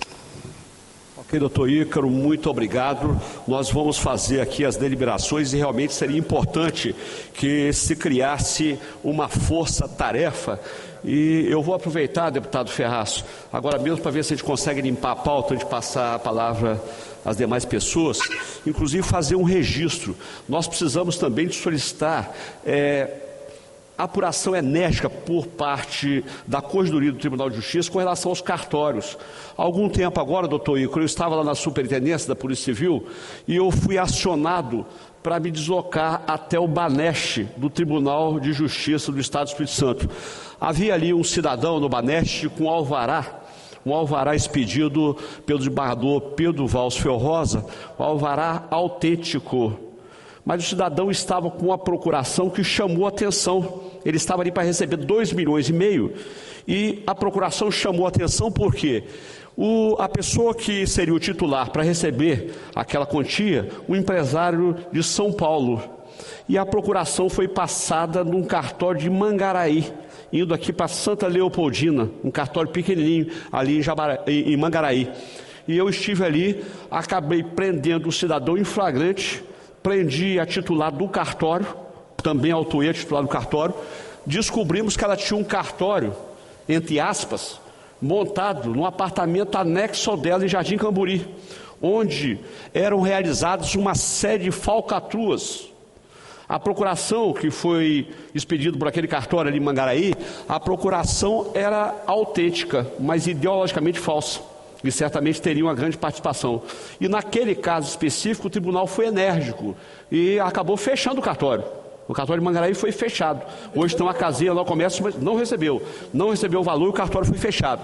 Mas nós temos visto aí uma série de procurações autênticas, mas ideologicamente falsas, né, expedidas por alguns cartórios, que precisa realmente de uma apuração mais enérgica por parte da Corregedoria do Tribunal de Justiça do nosso Estado. Eu, aproveitando aqui a presença aqui do deputado Alain, agora nós temos quórum, deputado Teodorico, porque nós precisamos de 5, estavam com 4 deputados. Eu quero fazer aqui alguns requerimentos antes que a nossa secretária faça a leitura, mas peço ela já que se dirija lá ao local indicado para a leitura, mas eu quero fazer alguns requerimentos. Oficiar ao Conselho Nacional de Justiça, à Procuradoria-Geral da República do Espírito Santo, ao Conselho Nacional do Ministério Público, à Corregedoria da Polícia Militar do Estado do Espírito Santo, à Corregedoria da Polícia Civil do Estado do Espírito Santo, à Superintendência da Polícia Federal do Espírito Santo, através do seu superintendente Eugênio Ricas, delegado Eugênio Ricas, à Justiça Federal, à Vara de Execuções Penais, à Corregedoria do Tribunal de Justiça do Estado do Espírito Santo, ao doutor Sócrates de Souza, Procurador de Justiça do Ministério Público desse Estado, à Vara Federal de Linhares, à Presidência do TJES, à Segunda Câmara Criminal do TJES, à Procuradoria de Justiça do Espírito Santo, à DRACO, ao senador Magno Malta, ao deputado federal Gilvan da Federal, ao doutor Douglas Demoner Figueiredo, juiz da Serra, encaminhando toda a documentação apresentada pelo denunciante e colhida pela Secretaria da Comissão de Segurança. Eu quero também requerer aqui que o Ministério Público, através da sua Procuradora-Geral e também a Defensora Pública, possam fazer a oitiva do denunciante, que eu creio que seja muito importante. Eu quero também requerer aí que seja oficiado à delegacia de Itapimirim, através do delegado Dr. Djalma Lemos, solicitando cópia, doutor André, integral do inquérito policial que apura lá também uma grilagem Inclusive tem dentro desse inquérito, salvo engano, uma certidão, que eu já estive com ela na mão, uma certidão de óbito falsificada, adulterada. A certidão é autêntica, mas foi adulterada, de 11 herdeiros da família Prat para apenas um herdeiro. Então eu quero fazer esse requerimento e também quero fazer um requerimento que seja encaminhado tanto às autoridades, que o doutor André depois vai dar uma verificada, inclusive ao secretário de Segurança Pública e ao governador do estado, solicitando segurança, proteção para o Carlos Antônio de Melo Filho, denunciante, tendo em vista que tanto seu pai como seu avô foram assassinados em virtude da grilagem de terra. E eu pergunto como votam os senhores deputados. Os favoráveis permaneçam como estão e os contrários se manifestem. Não havendo contrários, fica aprovado. Eu peço à secretária que faça a leitura aí do expediente, começando aí pela ata. Leitura, discussão e aprovação da ata. Tendo em vista da resolução número 6.360, publicada em 22 de julho do corrente, a qual dispensa a leitura da ata da reunião, considerando as atas anteriores, foram enviadas para o e-mail dos deputados, querendo retificá-las na reunião. Atos da 5ª reunião ordinária, de 30/5 de 2023, 6ª reunião ordinária, de 13/6 de 2023, 4ª reunião extraordinária, de 30/3 de 2023, 10ª reunião extraordinária, de 25/5 de 2023 e 11ª reunião extraordinária, de 15/6 de 2023. Eu coloco em discussão. Não havendo quem queira discutir, em votação. Os deputados que aprovam permaneçam como estão, os contrários se manifestem. Não havendo contrários, fica aprovado. Leitura do expediente, por favor. Correspondências recebidas. Projeto de lei número 250/2019, análise de mérito. Autor, deputado Capitão Assunção. Ementa. Obriga os hospitais públicos e privados, clínicas, consultórios e congêneres a comunicar às delegacias de polícia quando ocorrer atendimento em suas unidades de pronto atendimento os casos de idosos, mulheres, crianças e adolescentes vítimas de agressões físicas e sexuais no Estado do Espírito Santo. Eu vou designar aqui o deputado Coronel Hélio para a relatoria desse projeto. Próximo. Projeto de lei número 314/2018, análise de mérito. Autor, deputado Capitão Assunção. Dispõe sobre a instalação de botão de pânico ou outro dispositivo similar nos ônibus do sistema Transcol no Estado do Espírito Santo. Vou designar também o deputado Coronel Hélio para a relatoria. Projeto de lei número 317/2023, análise de mérito. Autor, deputado Capitão Assunção. Ementa. Projeto de lei que autoriza o Poder Executivo a criar o Cadastro Estadual de Estupradores. Eu avoco para a minha relatoria. Próximo. Proposições recebidas, não houve no período. Proposições distribuídas aos senhores deputados. Projeto de lei número 260/2019, análise de mérito. Autora, deputada Irine Lopes. Ementa. Dispõe sobre a promoção de ações de valorização a mulheres e meninas para prevenção e combate à violência contra mulheres. Relator, deputado Capitão Assunção. Prazo do relator, 24/4/2023. Prazo da comissão, 2/5/2023. Eu solicito aí a secretaria, doutor André, para que a gente marque uma reunião extraordinária, considerando que o deputado Capitão Assunção não se encontra presente, ou então que seja colocado na pauta da próxima reunião. Próximo, por favor. Projeto de lei número 865/2021, análise de mérito. Autora, deputada Irine Lopes. Dispõe sobre aquisição de mel e seus derivados produzidos por apicultores, pela agricultura familiar, economia popular solidária e por empreendimentos familiares rurais do Estado do Espírito Santo, para sua inclusão na merenda escolar da rede estadual de ensino. Relator, deputado Capitão Assunção. Prazo do relator, 27/6 de 2023. Prazo da comissão, 11/7 de 2023. Também fica para a próxima reunião. Proposições sobrestadas, não houve no período. Proposição baixada de pauta. Projeto de lei número 402/2021, análise de mérito. Autora, deputada Janete de Sá. Ementa. Institui programa de contratação de mulheres vítimas de violência doméstica e financeiramente dependentes, PCMVV-DFD, que estabelece a criação de incentivos fiscais para as empresas que contratarem mulheres nessas condições. Relator, deputado Coronel Wellington. considerando adiantar do horário, com relação a esse projeto e os demais projetos de minha relatoria, nós vamos deixar para a próxima reunião. Eu solicito que passe para a ordem do dia.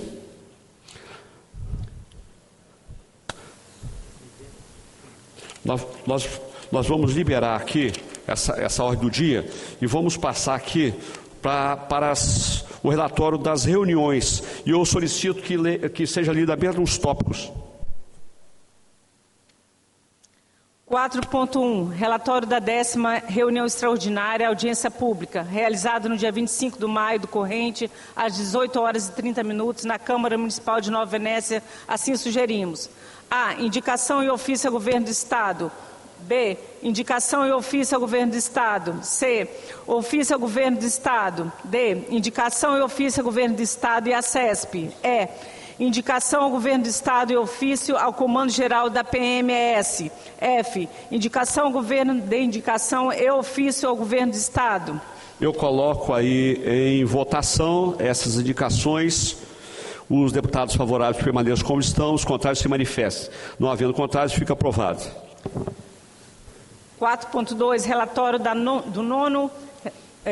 relatório da reunião extraordinária. Na 9ª reunião extraordinária dos conselheiros tutelares da região sul, realizado no dia 11 de maio do corrente, às 14h30, na Câmara Municipal de Cachoeiro de Itapemirim. Assim sugerimos: A. Oficiar a Prefeitura Municipal de Cachoeiro de Itapemirim.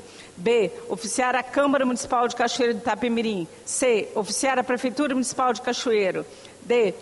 Oficiar a Prefeitura Municipal de Cachoeiro de Itapemirim. E. Oficiar as Prefeituras Municipais das micro-regiões de Cachoeiro de Itapemirim e Guaçuí. F. Oficiar a Prefeitura Municipal de Cachoeiro de Itapemirim. G. Oficiar a Prefeitura Municipal de Cachoeiro. H. Oficiar a Prefeitura Municipal de Jerônimo Monteiro. I. Oficiar as Prefeituras da micro-região de Guaçuí, Cachoeiro e Itapemirim. J. Oficiar as Prefeituras da micro-região de Guaçuí, Cachoeiro e Itapemirim. K. Oficiar as Prefeituras da micro-região de Guaçuí, Cachoeiro e Itapemirim. L. Oficiar a Prefeitura Municipal de Jerônimo Monteiro. M. Oficiar a Prefeitura Municipal de Vargem Alta. N. Oficiar ao Governo do Estado, ao AB Espírito Santo, ao Ministério Público do Espírito Santo, à Defensoria Pública, à CESP, à PCS e o Tribunal de Contas. O. Oficiar a Prefeitura Municipal de Alegre. P. Oficiar a MUNES, Associação dos Municípios do Estado do Espírito Santo. Q. Oficiar a CESP. R. Oficiar a Prefeitura Municipal de Alegre. Deputado Teodorico Ferraz, esse relatório da 9ª reunião extraordinária dos Conselhos Tutelares da região sul foi realizado aí na Câmara Municipal de Cachoeiro de Itapemirim com a presença de muitos conselheiros tutelares. Nós sabemos que a situação dos conselheiros é precária praticamente em todo o Estado do Espírito Santo. Os conselhos estão sucateados, razão pela qual nós estamos com essa frente aí ouvindo, né, os conselheiros tutelares e fazendo aqui as reivindicações. Eles não têm papel, não têm computadores, não têm telefone, não têm mobília e, o mais vergonhoso, recebem apenas um salário mínimo na sua grande maioria para ter exclusividade. E uma das audiências realizadas aqui nessa casa, uma conselheira do interior do estado informou que na eleição seguinte, que ocorrerá agora em outubro, para ser conselheiro naquela cidade, a pessoa vai ter que ter nível superior, mas vai receber apenas um salário mínimo. Razão pela qual em alguns municípios tem aparecido apenas um candidato, e em outros municípios nenhum candidato, nem os que já estão como conselheiros querem ser candidatos. Eu coloco em discussão, não havendo quem queira discutir, em votação. Deputados que aprovam permanecem como estão, os contrários se manifestam. Não havendo contrários, fica aprovado. 4.3, por favor. 4.3, relatório da 8ª reunião extraordinária, audiência pública, realizada no dia 11 de corrente, às 18h30, na Câmara Municipal de Cachoeiro. Assim sugerimos: A. Indicação ao Governo do Estado. B. Indicação ao Prefeito Municipal de Cachoeiro. C. Indicação ao Secretário de Estado de Segurança Pública. D. Oficiar ao Governo do Estado e à Secretaria de Estado de Segurança Pública e Defesa Social. E. Indicação e ofício ao Prefeito Municipal de Cachoeiro. F. Oficiar ao Governo do Estado. Coloco em discussão. Não havendo quem queira discutir, em votação. Deputados e deputadas que aprovam permaneçam como estão, os contrários se manifestem. Nós estamos fazendo aqui, deputado Coronel Hélio, de forma sucinta, já que se formos ler item por item, demandaria muito tempo. 4.4, por favor. Relatório 4.4. Relatório da 4ª reunião extraordinária de valorização dos conselhos tutelares e dos conselheiros tutelares, realizada no dia 30 de março do corrente, às 14h30, na Câmara Municipal de Colatina. Assim sugerimos: a. Oficiar a Secretaria de Assistência Social do Estado e dos Municípios, ao Defensor Público-Chefe do Estado do Espírito Santo e ao Ministério Público de Contas. B. Oficiar ao Governador do Estado e à Secretaria de Assistência Social do Estado e dos Municípios. C. Oficiar os prefeitos municipais. Coloco em discussão, não havendo quem queira discutir, em votação. Deputados e deputadas que aprovam permaneçam como estão, contrários se manifestem. Não havendo contrários, fica aprovado. Item 4.5, por favor. 4.5, relatório da 7ª reunião ordinária, realizada no dia 27 de junho do corrente, às 10 horas, na Casa de Leis, assim sugerimos: a. Oficiar ao Governo do Estado do Espírito Santo, a CESP e ao Delegado-Geral da Polícia Civil. B. Oficiar ao Governo do Estado, a CESP e ao Delegado-Geral da PM-ES. C. Oficiar ao Tribunal de Contas do Estado. D. Oficiar a CESP. E. Oficiar a CESP e ao Comando-Geral da Polícia Civil do Espírito Santo. F. Oficiar a Procuradoria-Geral de Justiça do Ministério Público do Espírito Santo, Defensoria Pública do Estado e a OAB do Espírito Santo. G. Oficiar a Comissão de Segurança da OAB Espírito Santo. H. Oficiar a CESP aos Comandos-Geral da Polícia Civil e Militar e à Secretaria de Justiça do Espírito Santo. Eu coloco em discussão, não havendo quem queira discutir, em votação. Os deputados e deputadas que aprovam permanecem como estão, os contrários se manifestem.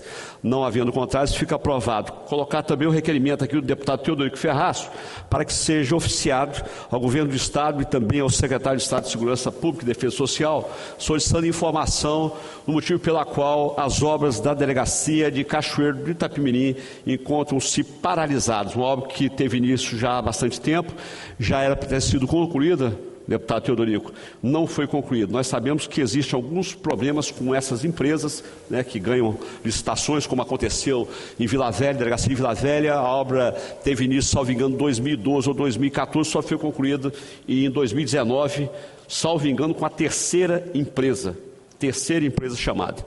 Item 4.6, por favor. 4.6, relatório da 12ª reunião extraordinária, audiência pública, realizado no dia 29 de junho do corrente, às 18h30, na Câmara Municipal de Aracruz. Assim sugerimos: a. Elaborar indicação e oficiar ao Prefeito Municipal de Aracruz.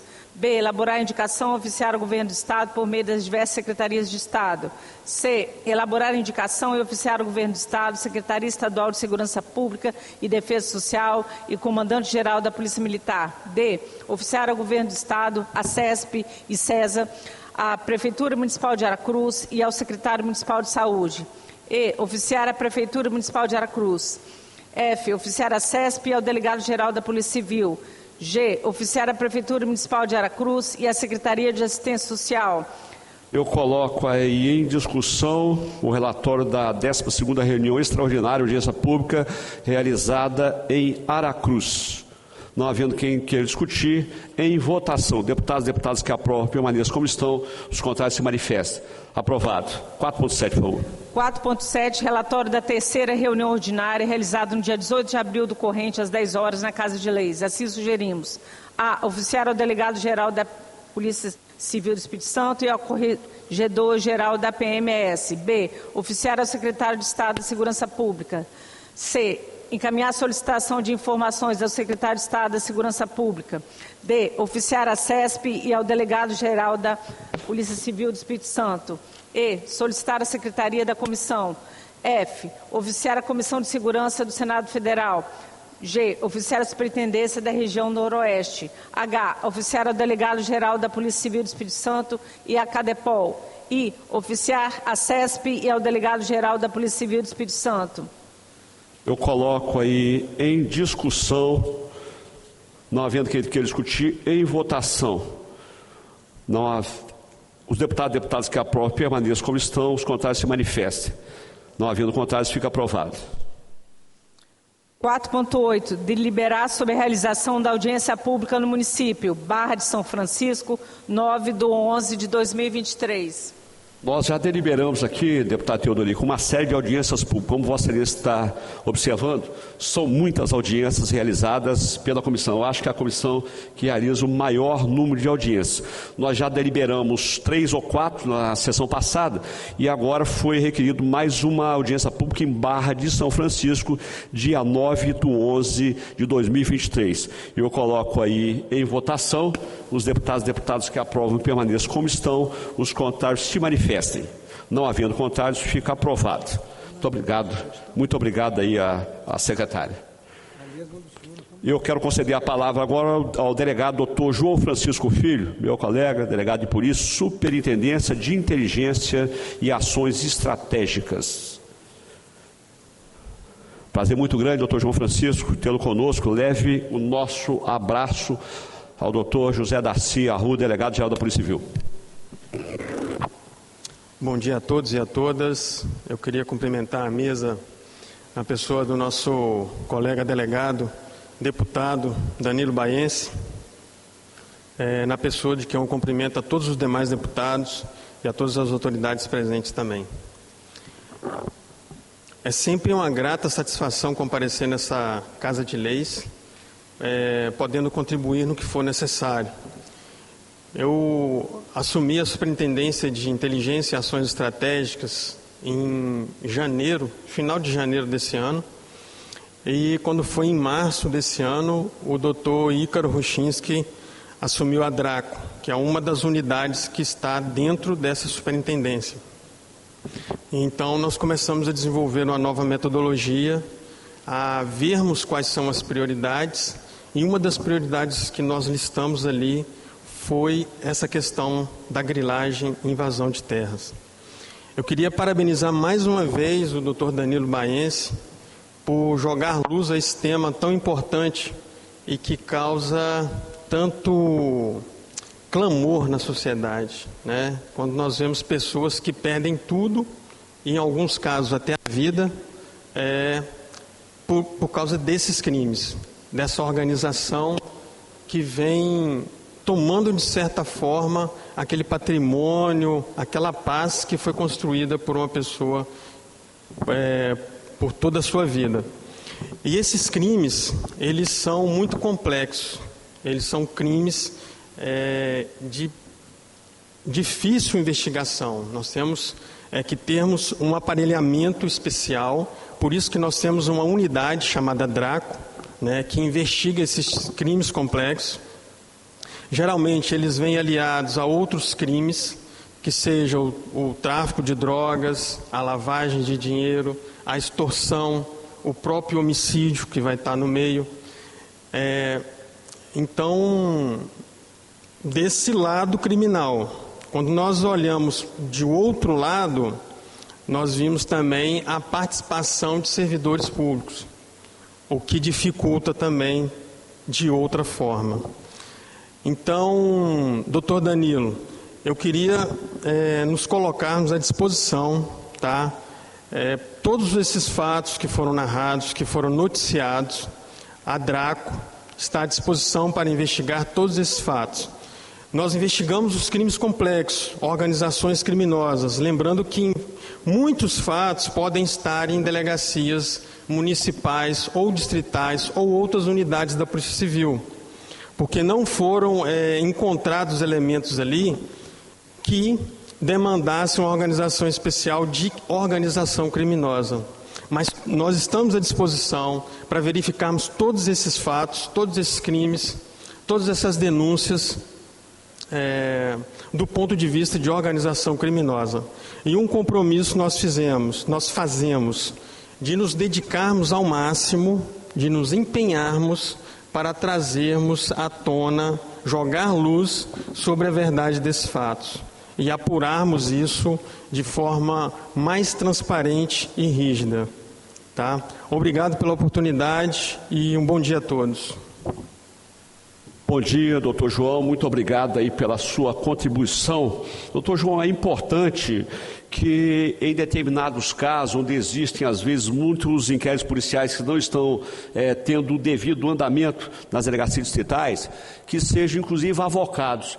Eu me recordo, há algum tempo agora, eu estava lá na Superintendência de Polícia Técnico-Científica e eu fui convidado pelo diretor do Fórum de Vila Velha para auxiliar na resolução de 2 problemas. O primeiro, um furto de armas dentro do fórum. Inclusive levaram dentro do gabinete do juiz mais de 26 armas que estavam no cofre. Ali nós apuramos, eu puxei para a superintendência, instaurei inquérito policial, apuramos e prendemos ali os autores daquele crime. Inclusive o estagiário, que trabalhava 2 anos, quase 2 anos ali no gabinete do juiz, então ele tinha acesso a todos os locais, e prendemos também outras pessoas, inclusive um policial do 4º Batalhão, que estava comercializando as armas subtraídas por aquele servidor, e conseguimos prender todas as pessoas. Se estivesse provavelmente no distrital, talvez não tivessem pernas para chegar, até mesmo porque aquele jovem furtou até o livro de registro das armas, então realmente ficou muito difícil, e nós chegamos ao local, inclusive, que ele cremou o livro de registros lá em Vila Velha. O segundo caso, que também nós puxamos para a superintendência, foi o caso também solicitado pelo diretor do Fórum de Vila Velha, o então diretor do Fórum de Vila Velha. Foi o caso de um advogado que cometia uma série de crimes lá em Vila Velha. Haviam vários inquéritos nas delegacias distritais e os inquéritos não tinham o devido andamento, né?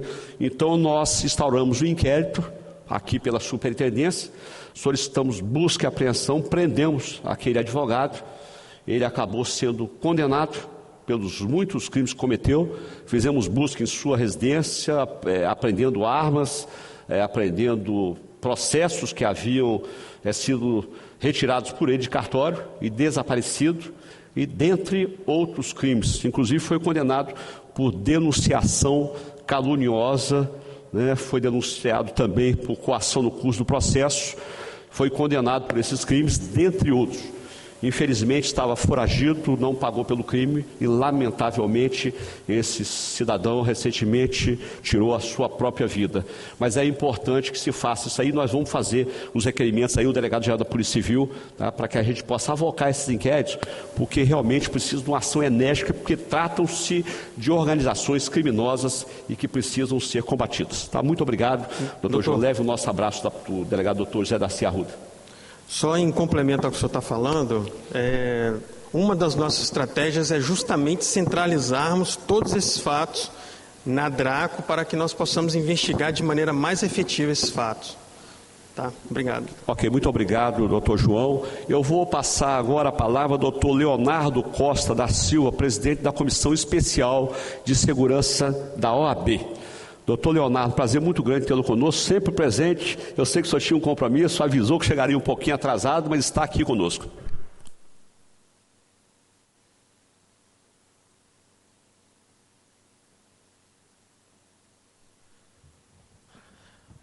Boa tarde, Boa tarde a todos e a todas. Eu quero, nessa oportunidade, justificar o atraso, como foi justificado pelo nosso presidente aqui da Comissão de Segurança Pública, da Assembleia Legislativa, o deputado Danilo, e eu cumprimento a mesa, os demais deputados aqui presentes, na pessoa do deputado Danilo. Cumprimento também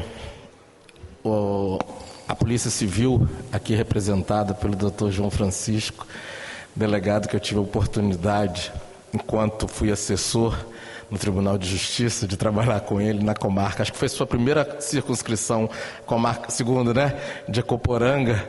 Tivemos oportunidade ali de dividir algumas noites ali na cidade do município de Ecoporanga. Delegado proativo desde o início da sua carreira aqui na Polícia Civil. Se não me falha a memória, também foi policial militar no estado de Minas, é isso, doutor João Francisco? Então, cumprimentar a Polícia Civil aqui na pessoa do doutor João Francisco e reafirmar, deputado Danilo, a importância dessa comissão, que inclusive estaria aqui hoje um advogado do sul do estado, que também é procurador do Instituto de Previdência de Itapemirim, que está sofrendo ameaça séria. A Ordem dos Advogados protocolizou agora uma notícia-crime, porque ele conseguiu uma medida liminar em uma ação onde havia um esbulho possessório, e as pessoas do município ali de Mimoso do Sul, os invasores, estiveram em sua residência, atiraram contra o advogado no exercício da sua função, ou seja, e isso foi presenciado por servidores do SAA e pessoas. Então, tem uma robustez de prova. Nós entramos com essa notícia-crime semana passada. Ele estaria aqui, eu tinha combinado com o doutor André de trazê-lo para estacionar o depoimento, mas ele teve um problema no veículo quando estava saindo de manhã. Fez um contato comigo, mas eu estava numa sessão e não pude nem responder nem informar o doutor André. Mas eu tenho certeza que também estaremos oficiando a comissão aqui, e eu tenho certeza que esse assunto, como os demais, serão dados os pertinentes encaminhamentos, e realmente é um assunto que envolve tudo. Nós sabemos que tem Polícia Civil, Polícia Militar, Poder Judiciário, vários servidores públicos. Então é um assunto de grande relevância, mas que também enfrenta diversos obstáculos, desde da seara administrativa até a seara judicial. Então, parabenizar Vossa Excelência pela condução desse tema tão importante e que tem ceifado muitas vidas aqui no estado do Espírito Santo. Então, agradecer a oportunidade de dizer que a Ordem dos Advogados do Brasil é parceira dessa casa, é parceira dessa comissão.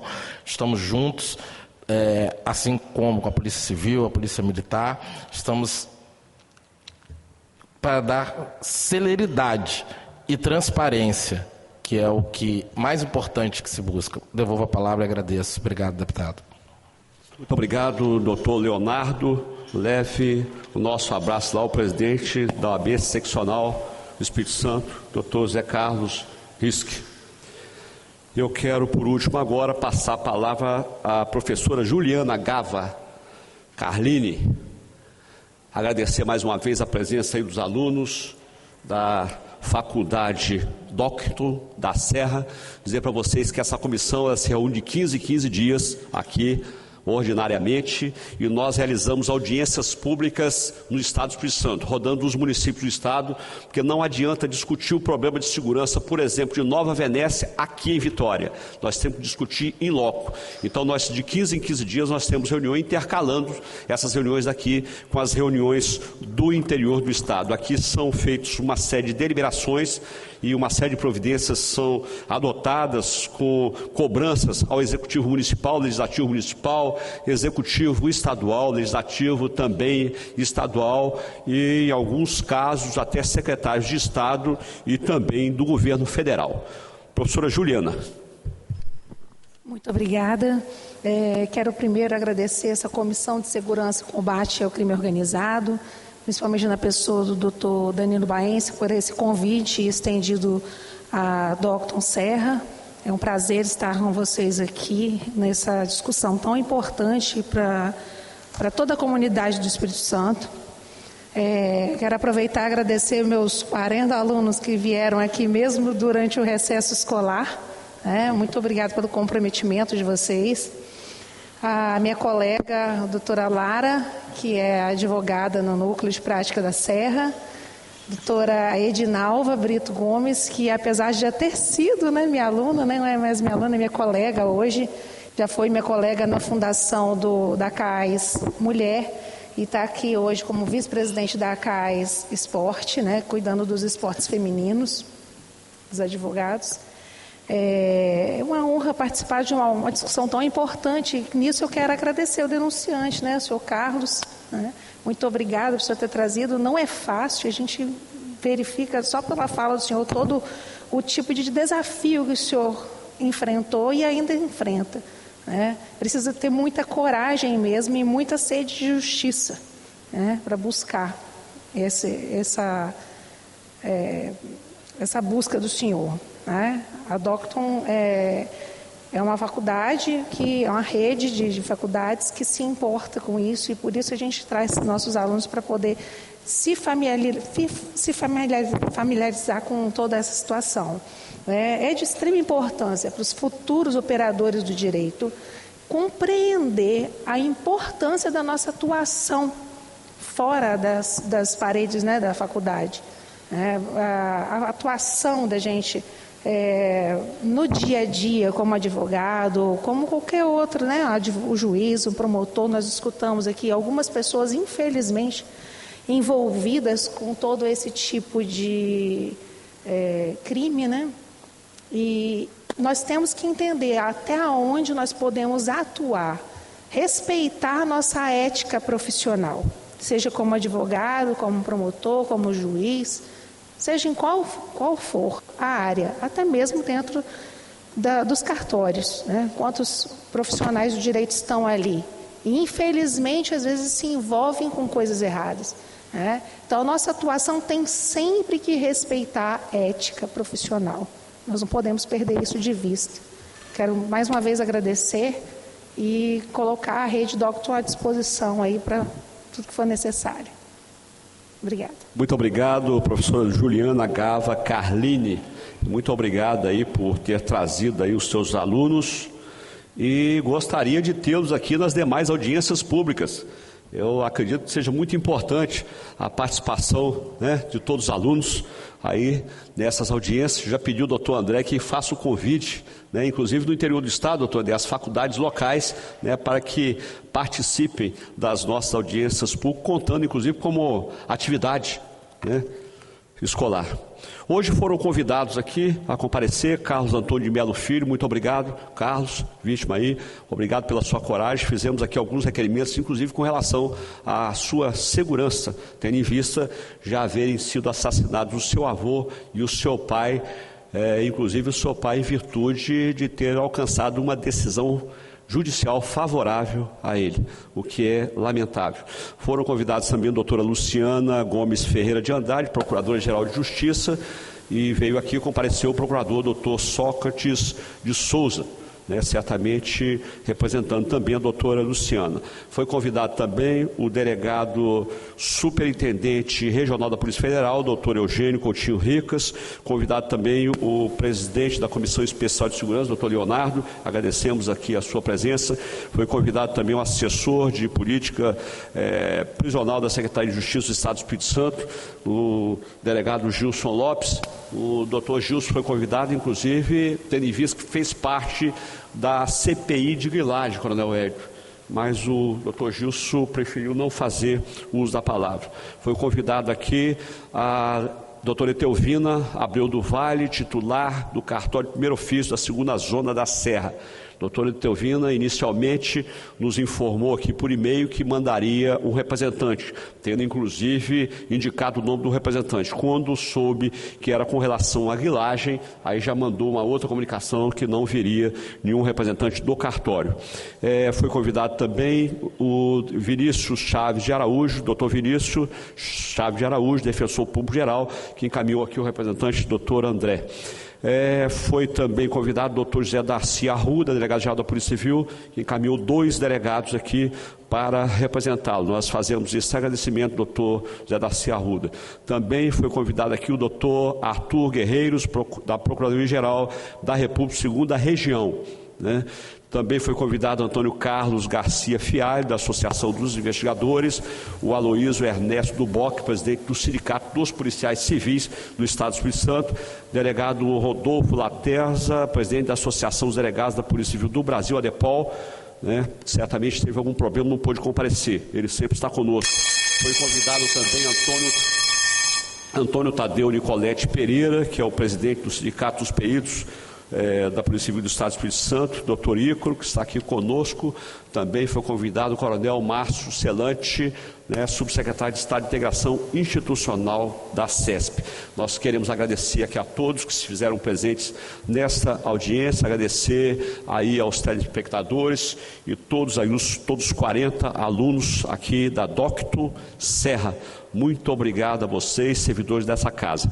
Nada mais havendo a tratar, declaro encerrados os trabalhos desta comissão e convido os senhores membros para a próxima, que será ordinária, no dia 8 de agosto, terça-feira, do corrente, às 10 horas, de forma híbrida, presencial, do plenário Dirceu Cardoso e também de forma virtual. Está encerrada a sessão e que Deus continue nos abençoando. Termina aqui a reunião da Comissão de Segurança, presidida pelo deputado delegado Danilo Baiense. Mais informações sobre essa reunião de hoje você confere daqui a pouco no site da Assembleia Legislativa e às 10 da noite no Jornal Panorama. Obrigada pela sua companhia. Continue com a nossa programação TV Assembleia mais perto de você.